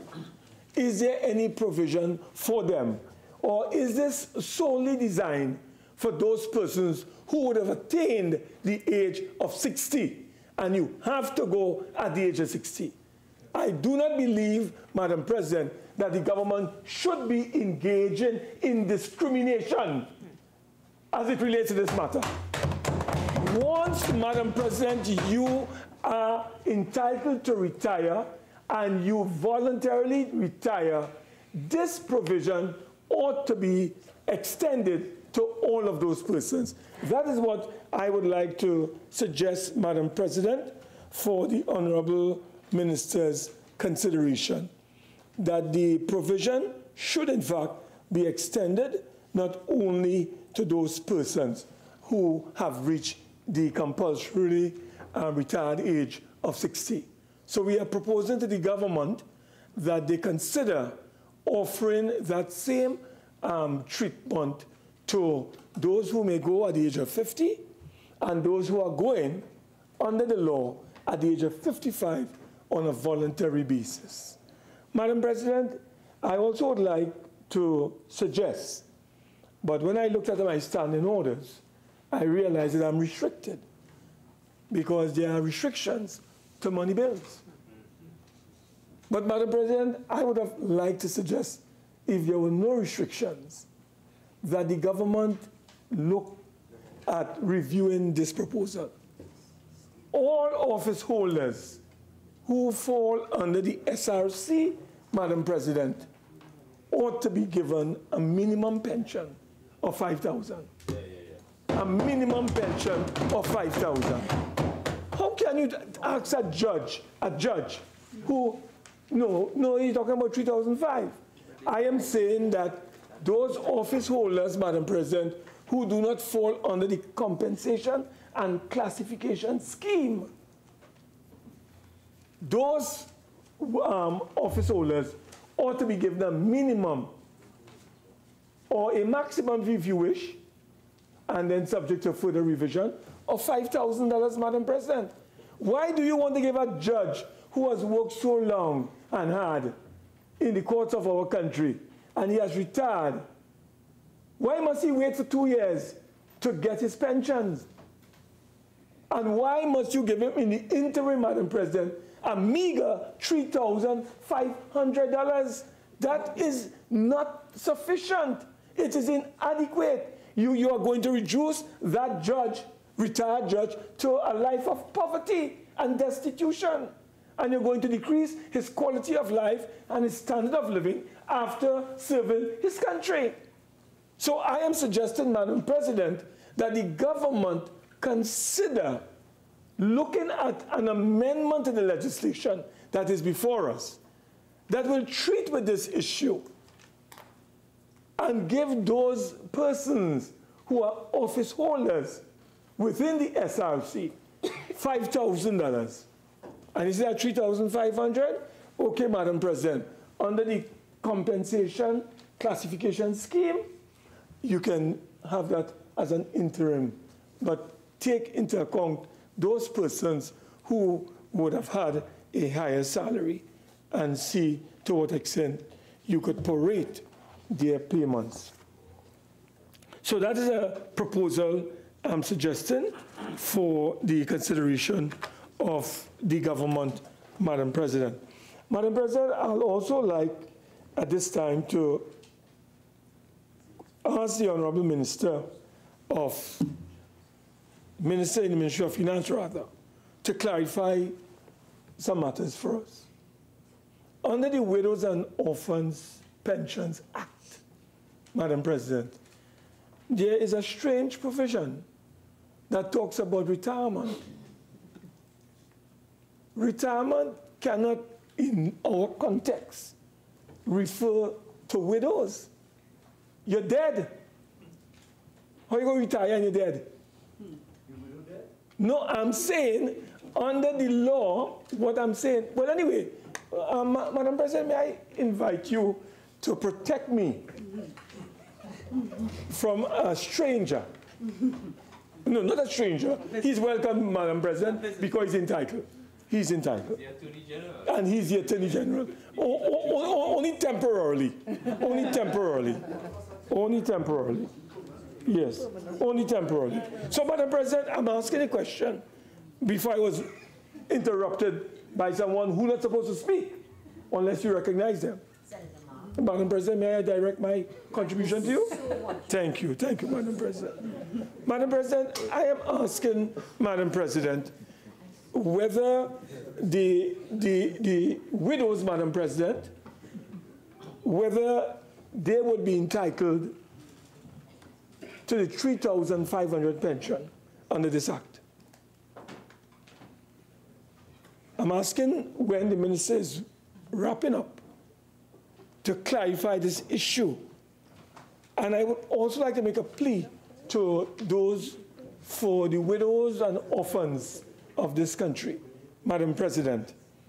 Madam President, would you believe that depending on the kind of pay that you have been experiencing as a member of the public service, you can have a child who's an orphan receiving as low as $144 a year?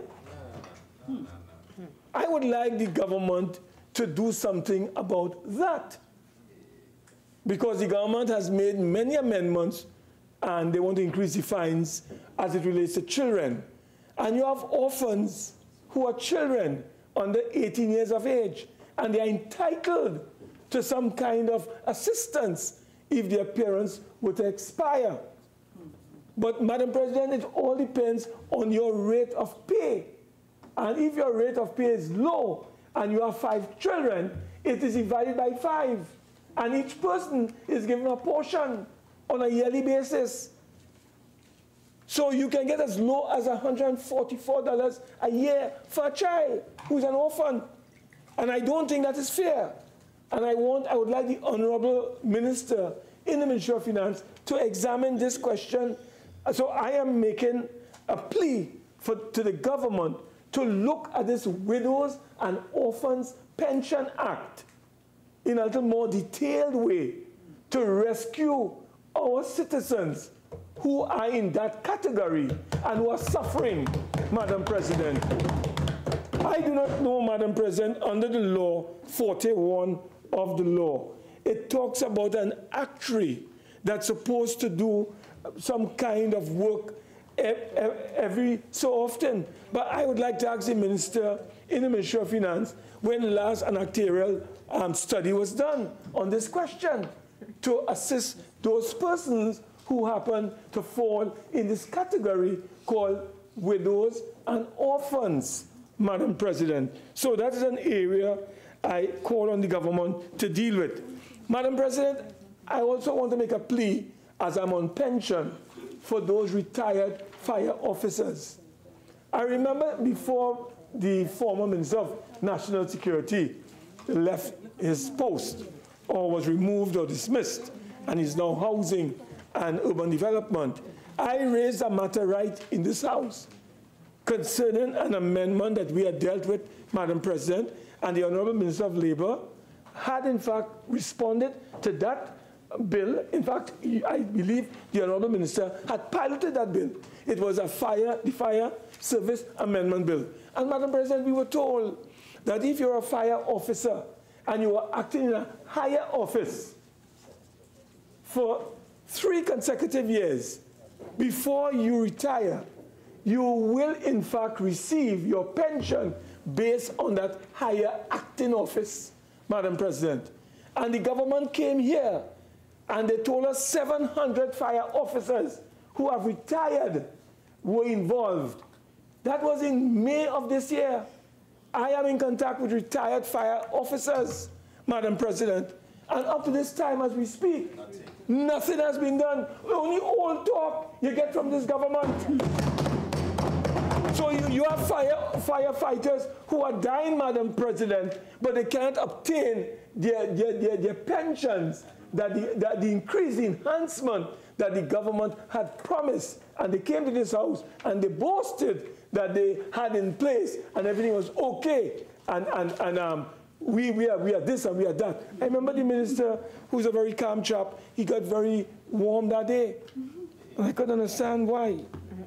But, Madam President, I'm appealing to you and through you to the government to deal with this issue of the widows and orphans' pensions. Yeah, and well, that's another matter and so on, where, Madam President, where they have not honored that arrangement. Madam President, the other area I would like to deal with, which is very, very serious, and I'm sorry that the Attorney General is not here, but I'll await his return. But I'll deal with another matter.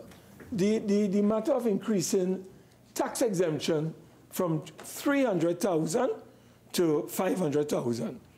Madam President, the government ought to have, looked at this thing in a more serious way, and I would have wanted to suggest to the government that they revisit that and see if they can look at upping that number, because the rate at which this government is retrenching workers in this country, Madam President, I think that the workers need some more money, some cash that they can have in hand to carry out their daily responsibilities. Now, we were also told, Madam President, that these petroleum workers who this measure is supposed to benefit, one of the groups, I would say, but more so the petroleum workers, that those petroleum workers were to receive millions and millions of dollars, and several of them would be going home, if not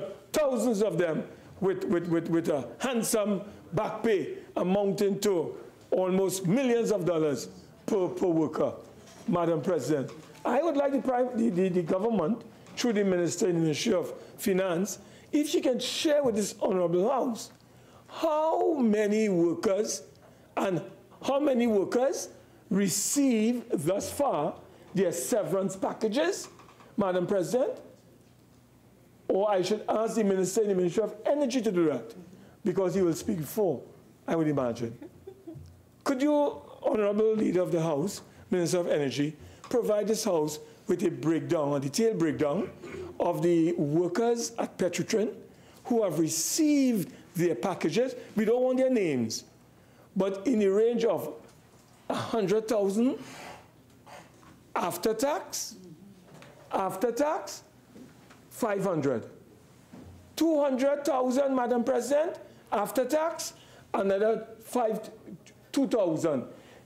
Those who receive $1 million after tax, how many? So we could know, Madam President, what is the state of play as it relates to the measure that is before us. So we are debating a measure, Madam President, and we don't know to what extent the measure is going to have the impact that the government claims it will have. Because I remember the Minister of Energy saying that several workers will get very handsome packages at the end of the day. They will go with over $1 million, some of them. So I am saying, tell us today, when you speak, Madam President, through you, how many of these petroleum workers went home with $1 million and above? I don't want their names. Just tell us, Madam President, the numbers.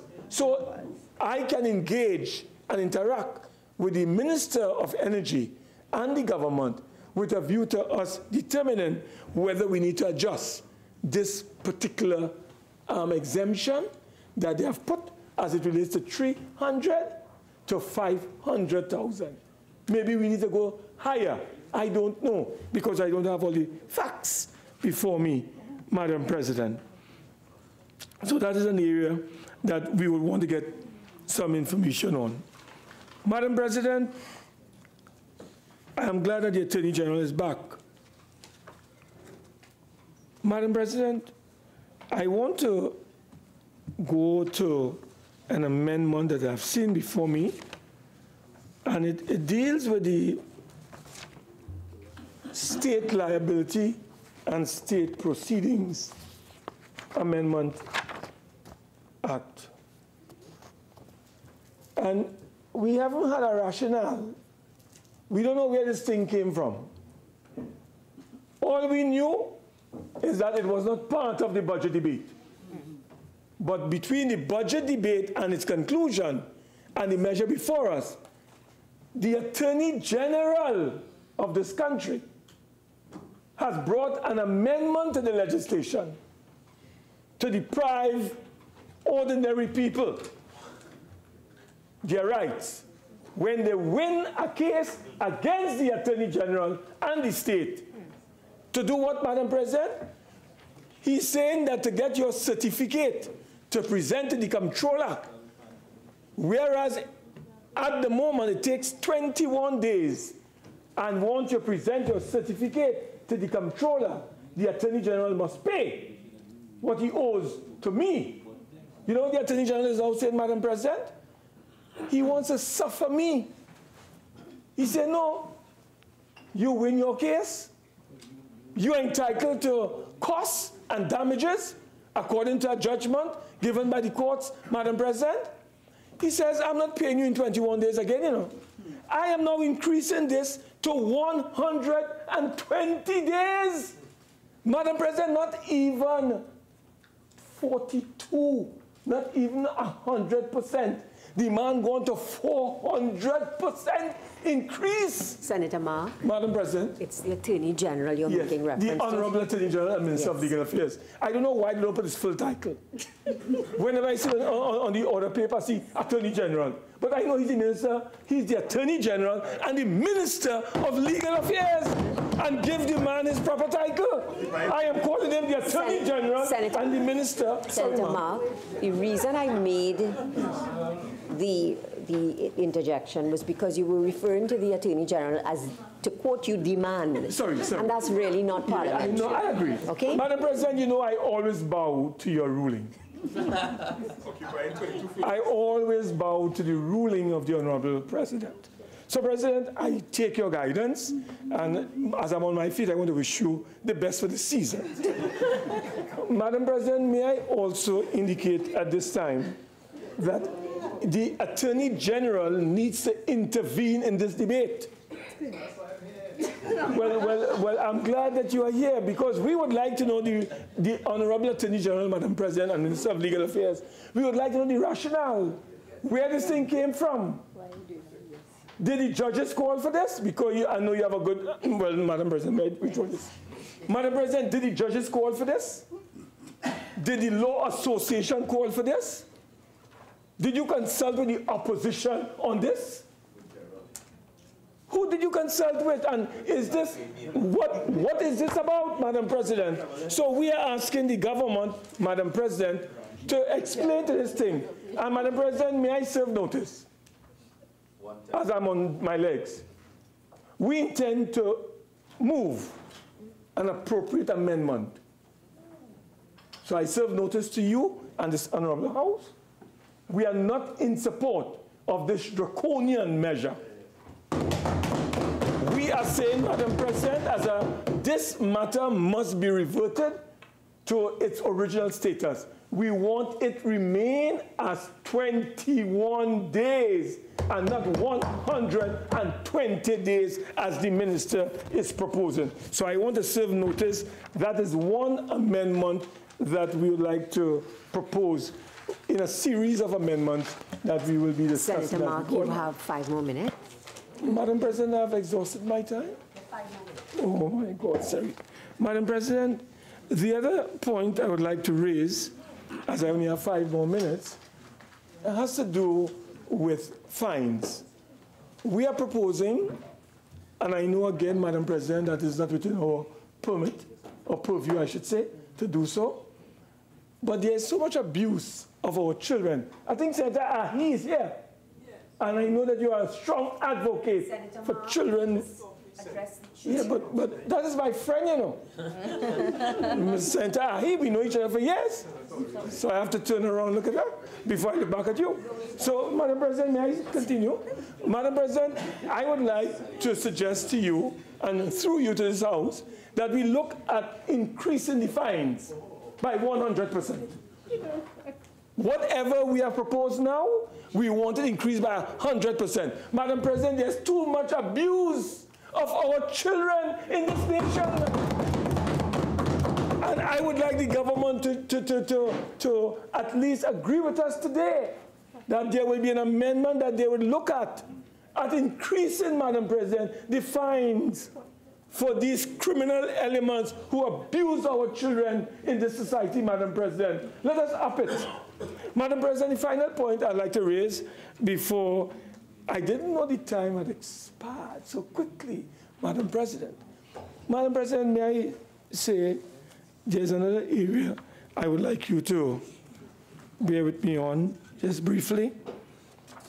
And that has to do with the amendment to what is called the financial Institutions Act as well as the Insurance Act. Madam President, we are being advised that the government intends to bring amendments or to make amendments where they are going to encourage state-owned enterprises to approach the banks of this country. And whenever bonds are issued by the state, that they, using the capital base, can invest in terms of bonds up to a maximum of 50%, Madam President, in equity as it relates to accessing those bonds. And the banks can do it, Madam President, in relation to a state-owned enterprise, as well as the insurance companies. Madam President, the government is now exposing banks to major challenges. Madam President, may I invite you, I don't have the time, but I want you to look at the Article 4 consultation of the IMF. And on page 2 of that report, Madam President, it talks about the financial vulnerability of our financial sector. And I would like the government to be very careful how they are going down this particular path, because they could be endangering the stability, Madam President, of the financial system in the country. So that is an area I cannot go into detail on today, but it is a matter of grave concern to us, Madam President. So, Madam President, I know that my time has arrived for me to take my leave as it relates to this debate. I would like to say in closing that the government has been a complete failure as it relates to this economy. The economy is going in the wrong direction. The measures that they have brought here today will not bring about any major development or growth in our economy. There have been some limited interventions that can bring what I call meager relief to people. And I'm calling on the government through you to reconsider the following. The interim pension, try to see if they could have a new tier to deal with those people who are office holders within the SRC, up in it to 5,000. We would like the government, Madam President, to pay attention to the Widows and Orphans Pensions Act. And I'd also like the government to pay attention to this issue of the State Liability and Proceedings Act. We are not in favor of reducing it from this 21 days and increasing it rather to 121. I thank you very much, Madam President. Senator Richards. Thank you, Madam President, for recognizing me and allowing me the opportunity to make what I hope will be a brief contribution to this bill. Season's greetings, colleagues. It's always going to be difficult to come after Senator Mark with this ever-charismatic manner, but I will try my best. I'm wearing my Christmas tie because I'm acting like Santa Claus today. I have a bag of mixed goodies. For some clauses that I consider naughty and some clauses that I consider nice. And I have several points through you, Madam President, convergence and divergence from Senator Marks. So the bill is entitled An Act to Provide for the Variation of Certain Duties and Taxes and to introduce provisions of a fiscal nature and for related matters. It's a very wide number of areas that are supposed to be impacted by this. Let me start with, and I'm going to deal with really three main areas. One, the clause 14 in my document, which relates to municipal bodies. According to my document, clauses 2, 5, 7, 9, 12, 15, 19, and 21, which has to do with the pensions issues, and clause 11, which has to do with national lotteries and a concern I have with that one. Let me start by commending the minister in the Ministry of Finance for the announcement of the issue of the no stamp duty on properties or houses below $1.5 million, which will, according to the minister's presentation, will result in 1,000 possible families being saved as much as $24,000. I think that's very commendable. I also want to commend the issues on increased fines for environmental breaches, and also issues related to protected species in Trinidad and Tobago, because without significant consequences, there are no behavior changes. And that is one of the things that, and as the Minister indicated through you, Madam President, the enforcement aspect must be beefed up. Because you could put we have a lot of laws in the books in Trinidad and Tobago, but they're not being enforced and enforced consistently. So people know, well, you do X and Y, your likelihood of getting identified for doing the crime and passing through the system with due process quickly enough is not going to happen. So, well, I might as well do it because I'll get away with it. And I think that needs some attention. The issue of course, the protection of children, and I agree with Senator Mark in terms of the fact that those fines, through you, Madam President, I think they should be increased by 300%, quite frankly, because it's children we're dealing with and crimes against children. But I also want to suggest, as a possible amendment, I don't know what the legal drafting ramifications are, that any fine that is attributable to a crime against a child go directly to the Children's Authority of Trinidad and Tobago, because they're always clamoring for more funding and clamoring for more resources. And I think when crimes are committed against children, and it's possibly increased by 300%, we will have a direct funding mechanism for extra funding for the Children's Authority, for interventions, and also for the issue of national education and awareness programs, because we are going through what we don't realize is a cultural shift regarding what are considered crimes against children. And we may think we all know what crimes are against children in terms of abuse and stuff, but a lot has changed with the coming into stream of the Children's Act of Trinidad and Tobago, and not everyone in the country is on the same page in understanding how children are to be treated in this new dispensation. So I think that funding could go towards a wider, more consistent education program towards the population understanding what is required in terms of how we treat with children, what is against the law, and what the changes required by the Children's Authority means for that. So I think that's one of the suggestions I would make through you, Madam President, for the Honourable Minister in the Ministry of Finance, and also possibly for the Honourable Attorney General and Minister of Legal Affairs to respond to in his presentation. Madam President, the clause number 14 in my document relates to the Municipal Corporation Act, and by your leave, I'd like to just read it to give some context. It's amended A in section 110 by inserting after subsection 2 the following subsection. 2A, a council may deposit into and withdraw from the mayor's fund such monies, fees, and charges collected by the corporation as the minister with responsibility for finance may authorize. And B, section 112.2, by deleting all the words after the word council and substituting the words in parentheses for the improvement of the municipality and for the service and benefit of the inhabitants thereto.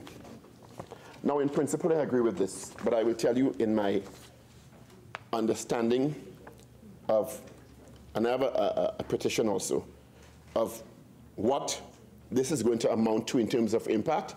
I don't think it's going to make much of a difference, quite frankly. Not in the present construct of local government in Trinidad and Tobago. And I know the Honourable Minister West has alluded to the fact that local government reform is coming. Minister Khan has said it several times in past sessions, but it's too long in coming. And an example of that, and it's really a plea for some sort of funding immediately to go towards the rehabilitation of the Brian Promenade. I think in its present condition, I don't know how many of you walk down there. It is doing a disservice to our globally recognized cricketer with his name on it. It has fallen into significant disrepair. It is dirty. It is foul. The infrastructure is falling apart. And this is supposed to be one of the primary showpieces of our capital city. And I know the issue may be funding with the Port of Spain City Corporation, and this amendment is intended to mitigate that. But I think some special consideration should be given to immediately allocating some funding to rehabilitation of the Brian Lara Promenade, because it is an eyesore and something needs to be done about it. We talk about, we We're looking to invite tourists. When tourists come off of cruise ships and they walk down that is not a good representation of who we are as a country. And we need to pay some attention to that. So I agree with the clause, the amendment to the clause in principle, but I really think we need to really deal with that and upgrade it as soon as possible. There, 300,000 or so citizens, I understand, walk through there on a daily basis. You can add another 100,000 who are traversing there in vehicles, and we may have gotten accustomed to it because it's slowly deteriorated, but something needs to be done about the rehabilitation of the brand problem that, and the maintenance system that should be employed in dealing with that. I want to deal now, Madam President, of the clauses 2, 5, 7, 9, 12, 15, 19, and 21. And let me talk about that in the context of what is to me another ticking time bomb in Trinidad and Tobago, and that is the issue of pensions. I've spoken about this before, NIB, and how we intend to deal with that, and how we as a country, in terms of our mindset, are dealing with the issue of retirement and the elderly, almost as if they are outcasts after a while. And I agree with the provision the minister has outlined in her presentation in terms of putting some mitigating system in place for those people who have this significant delay in accessing their pensions and the increases that the minister has outlined. But while I have many points of convergence with Senator Mark, I don't think it's productive for us to be saying, well, you there fix it, because there's several iterations of administration in Trinidad and Tobago that have seen this problem and not dealt with it. And everyone knows when they're going to retire, more or less in their heads, 60, 55, whatever it is. Some system can be put in place, I'm sure, we're a progressive country, that some process is initiated 2 years before one actually retires, that makes sure all the paperwork is in place so that when one retires, once the processing of that is completed, and this is a seamless process, because as Senator Mark said, in many instances, persons depend on that for their day-to-day livelihoods in an environment where cost of living is ever increasing. So I don't know how we constantly, and I know it's a data management issue in many instances and a process management issue, but we must do better as we know better. And we know what's been happening for decades. And we know thousands of our citizens who retire every year go through these challenges and really suffer as a result of it. I don't see how that is a monumental task to fix, because we must have data that tells us every year how many people are going to retire, exactly when they are due to retire, and initiate some sort of process, proactive process, that can make this a seamless transition to those persons. Also, you know, I mentioned it in my budget presentation, and I'm going to mention it again because it's noteworthy. The pension system in Trinidad and Tobago, through you, Madam President, is a time bomb. We sat on the Petrotrin time bomb, and we saw what happened. We as a country have to deal decisively and productively with this issue of pensions. And I'm quoting again from the Honorable Colin Imber, Minister of Finance, at the formal opening of the new corporate headquarters of the National Insurance Board of Trinidad and Tobago, Tuesday, 31st January 2017, and I quote, by your leave, Madam President, "Provisions for pensions in the public sector have been in existence for Trinidad and Tobago since the colonial days, since the 1930s. I am told, however, the present compulsory and contributory national insurance system was introduced 45 years ago in 1972. Although it has been discussed for many years, almost since inception, there are no provisions at present to cover the self-employed, and this concerns relating to its sustainability and affordability in the present status of the National Insurance Fund." I'll just read one more paragraph by your leave, Madam President. 20 years after the National Insurance Act was enacted in 1991, the contribution yield in 1991 was an estimated $207 million. In 2016, now a further 25 years later, annual contributions reach a total of $4.25 billion, 20 times more than in 1991. And the number of contributors has risen to over 516,000, representing over 80% of the labor force. We have to deal with this. If this goes on unchecked for 10, 15 more years, it will be unsustainable.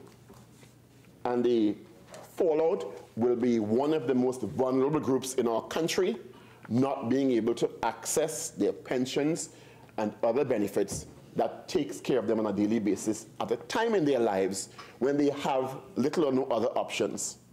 The other issue I want to add to this through you, Madam President, is the issue of our understanding of who our productive workforce is and what other countries are implementing in terms of utilizing that retired workforce in other ways in society where we have gaps, particularly with social issues in schools and other agencies of state in Trinidad and Tobago.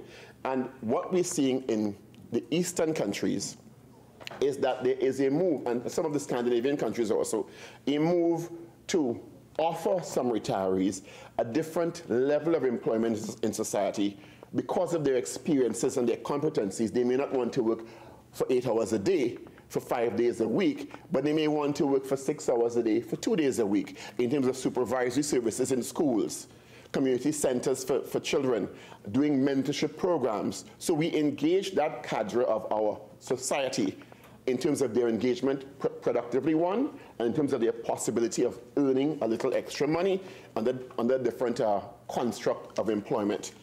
So it widens the productive net in terms of persons being productive past 60 in a different kind of context. And we don't just discard that expertise and that competency when people come to that. If someone wants to stop and shut down fully, fine.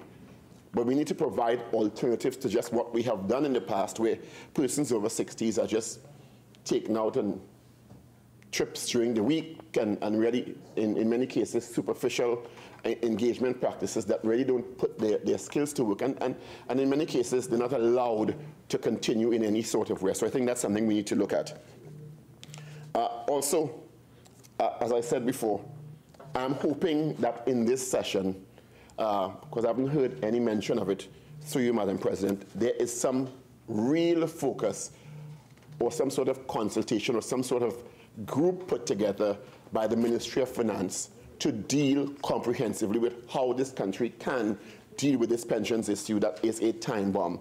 That if we don't deal, we put our minds together and deal with it comprehensively and sustainably in a sustainable manner, we're going to be in real trouble in 10, 15 years. Quickly, Madam President, I want to just go back to the Municipal Corporations Act and put on the record the issue of defining or redefining the local government paradigm in Trinidad and Tobago. And there's so much information online and in documents about how progressive countries are dealing with the issue of local government reform. And this act seeks to put more money and more financial autonomy in the hands of local government bodies. But very often the issue is not necessarily more money, you know. To quote Minister Khan earlier on when he was answering a question through you, Madam President, if you're putting gasoline in an old engine, that don't mean the old engine will work better, you know. It means you need to fix the engine or redesign the engine for contemporary times. The municipalities, the local government laws are archaic. They are incompatible with the challenges of today in Trinidad and Tobago.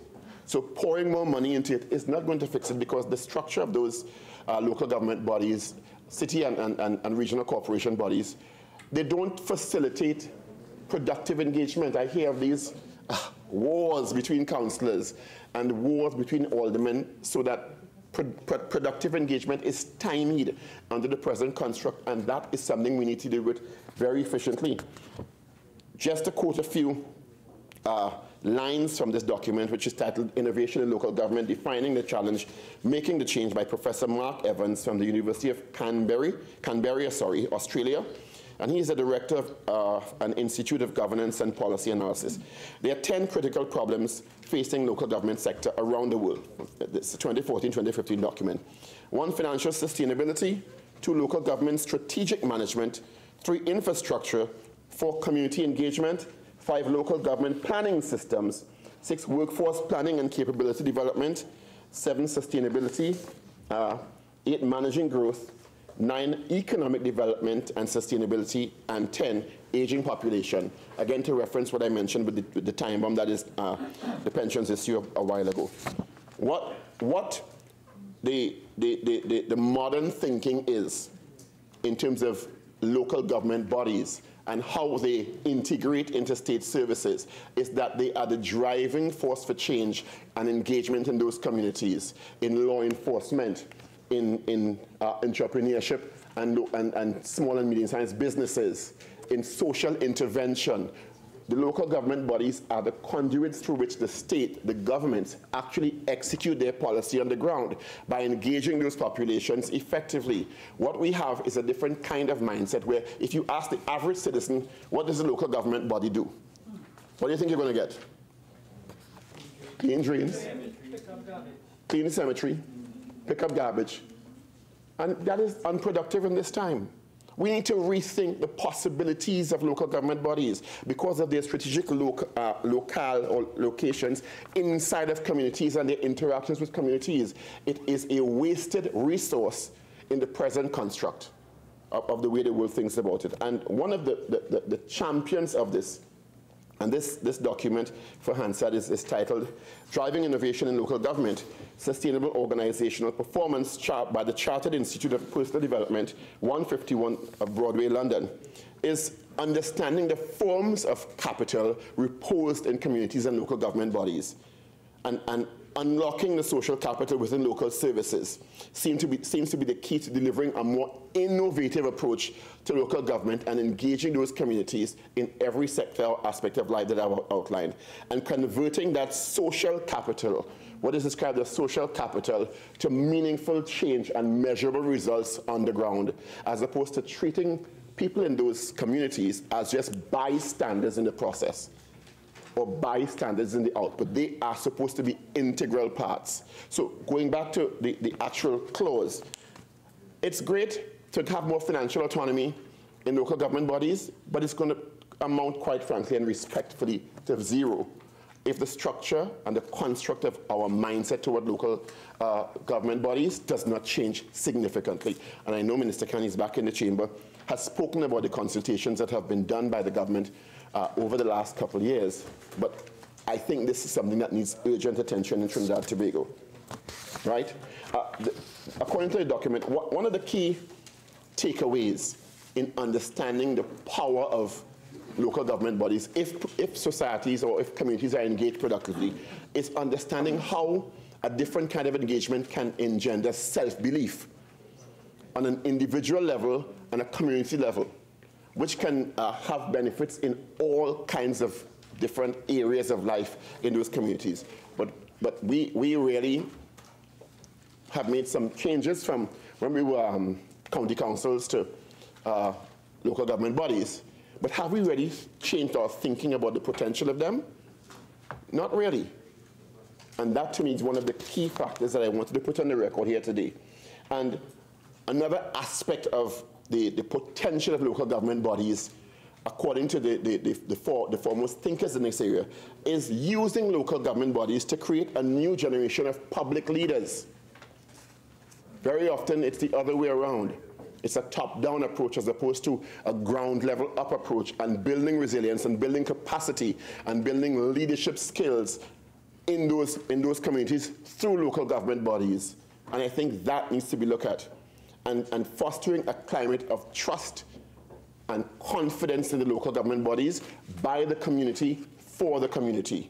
So I think it's very important that we really understand what the potential is, where we are now, and how we can traverse to a more effective engagement and execution of local government bodies in Trinidad and Tobago.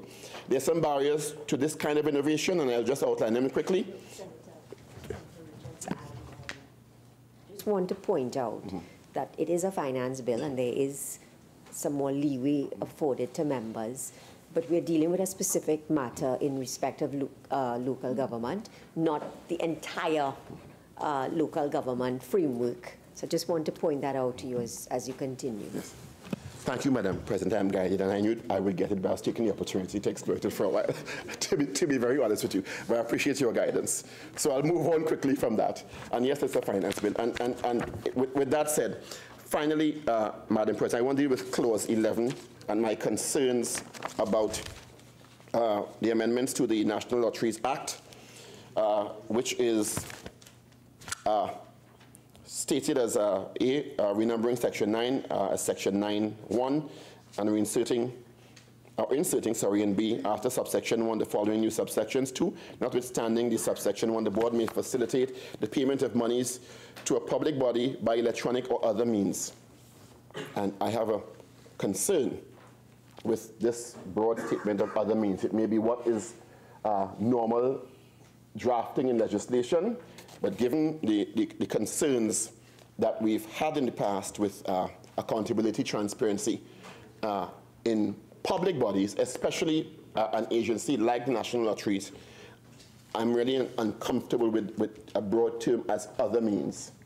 And I'm hoping that the Honorable Attorney General and Minister of Legal Affairs can add some comfort to me where that is concerned legally, and also how this is intended to harmonize, if I'm not crossing any barriers through you, Madam President, with the upcoming Gaming and Gambling Act as it will relate to the National Lotteries Control Board. So, in closing, since I got partly shut down, I think I understand the intention of a lot of these provisions and amendments. I agree with most of them. I just have outlined a few of my concerns as it relates, or as they relate to the issues of application of local government and the intention of the bill, the time bomb that is pensions, and also, again, I'll plead for some sort of attention to be placed on the Brian Lara Promenade. With those few words, Madam President, I thank you. Minister of Labour and Small Enterprise Development, I recognize you, but I also say at this stage we are going to suspend, and we will return at 2:15 p.m. So we are suspended until 2:15 p.m.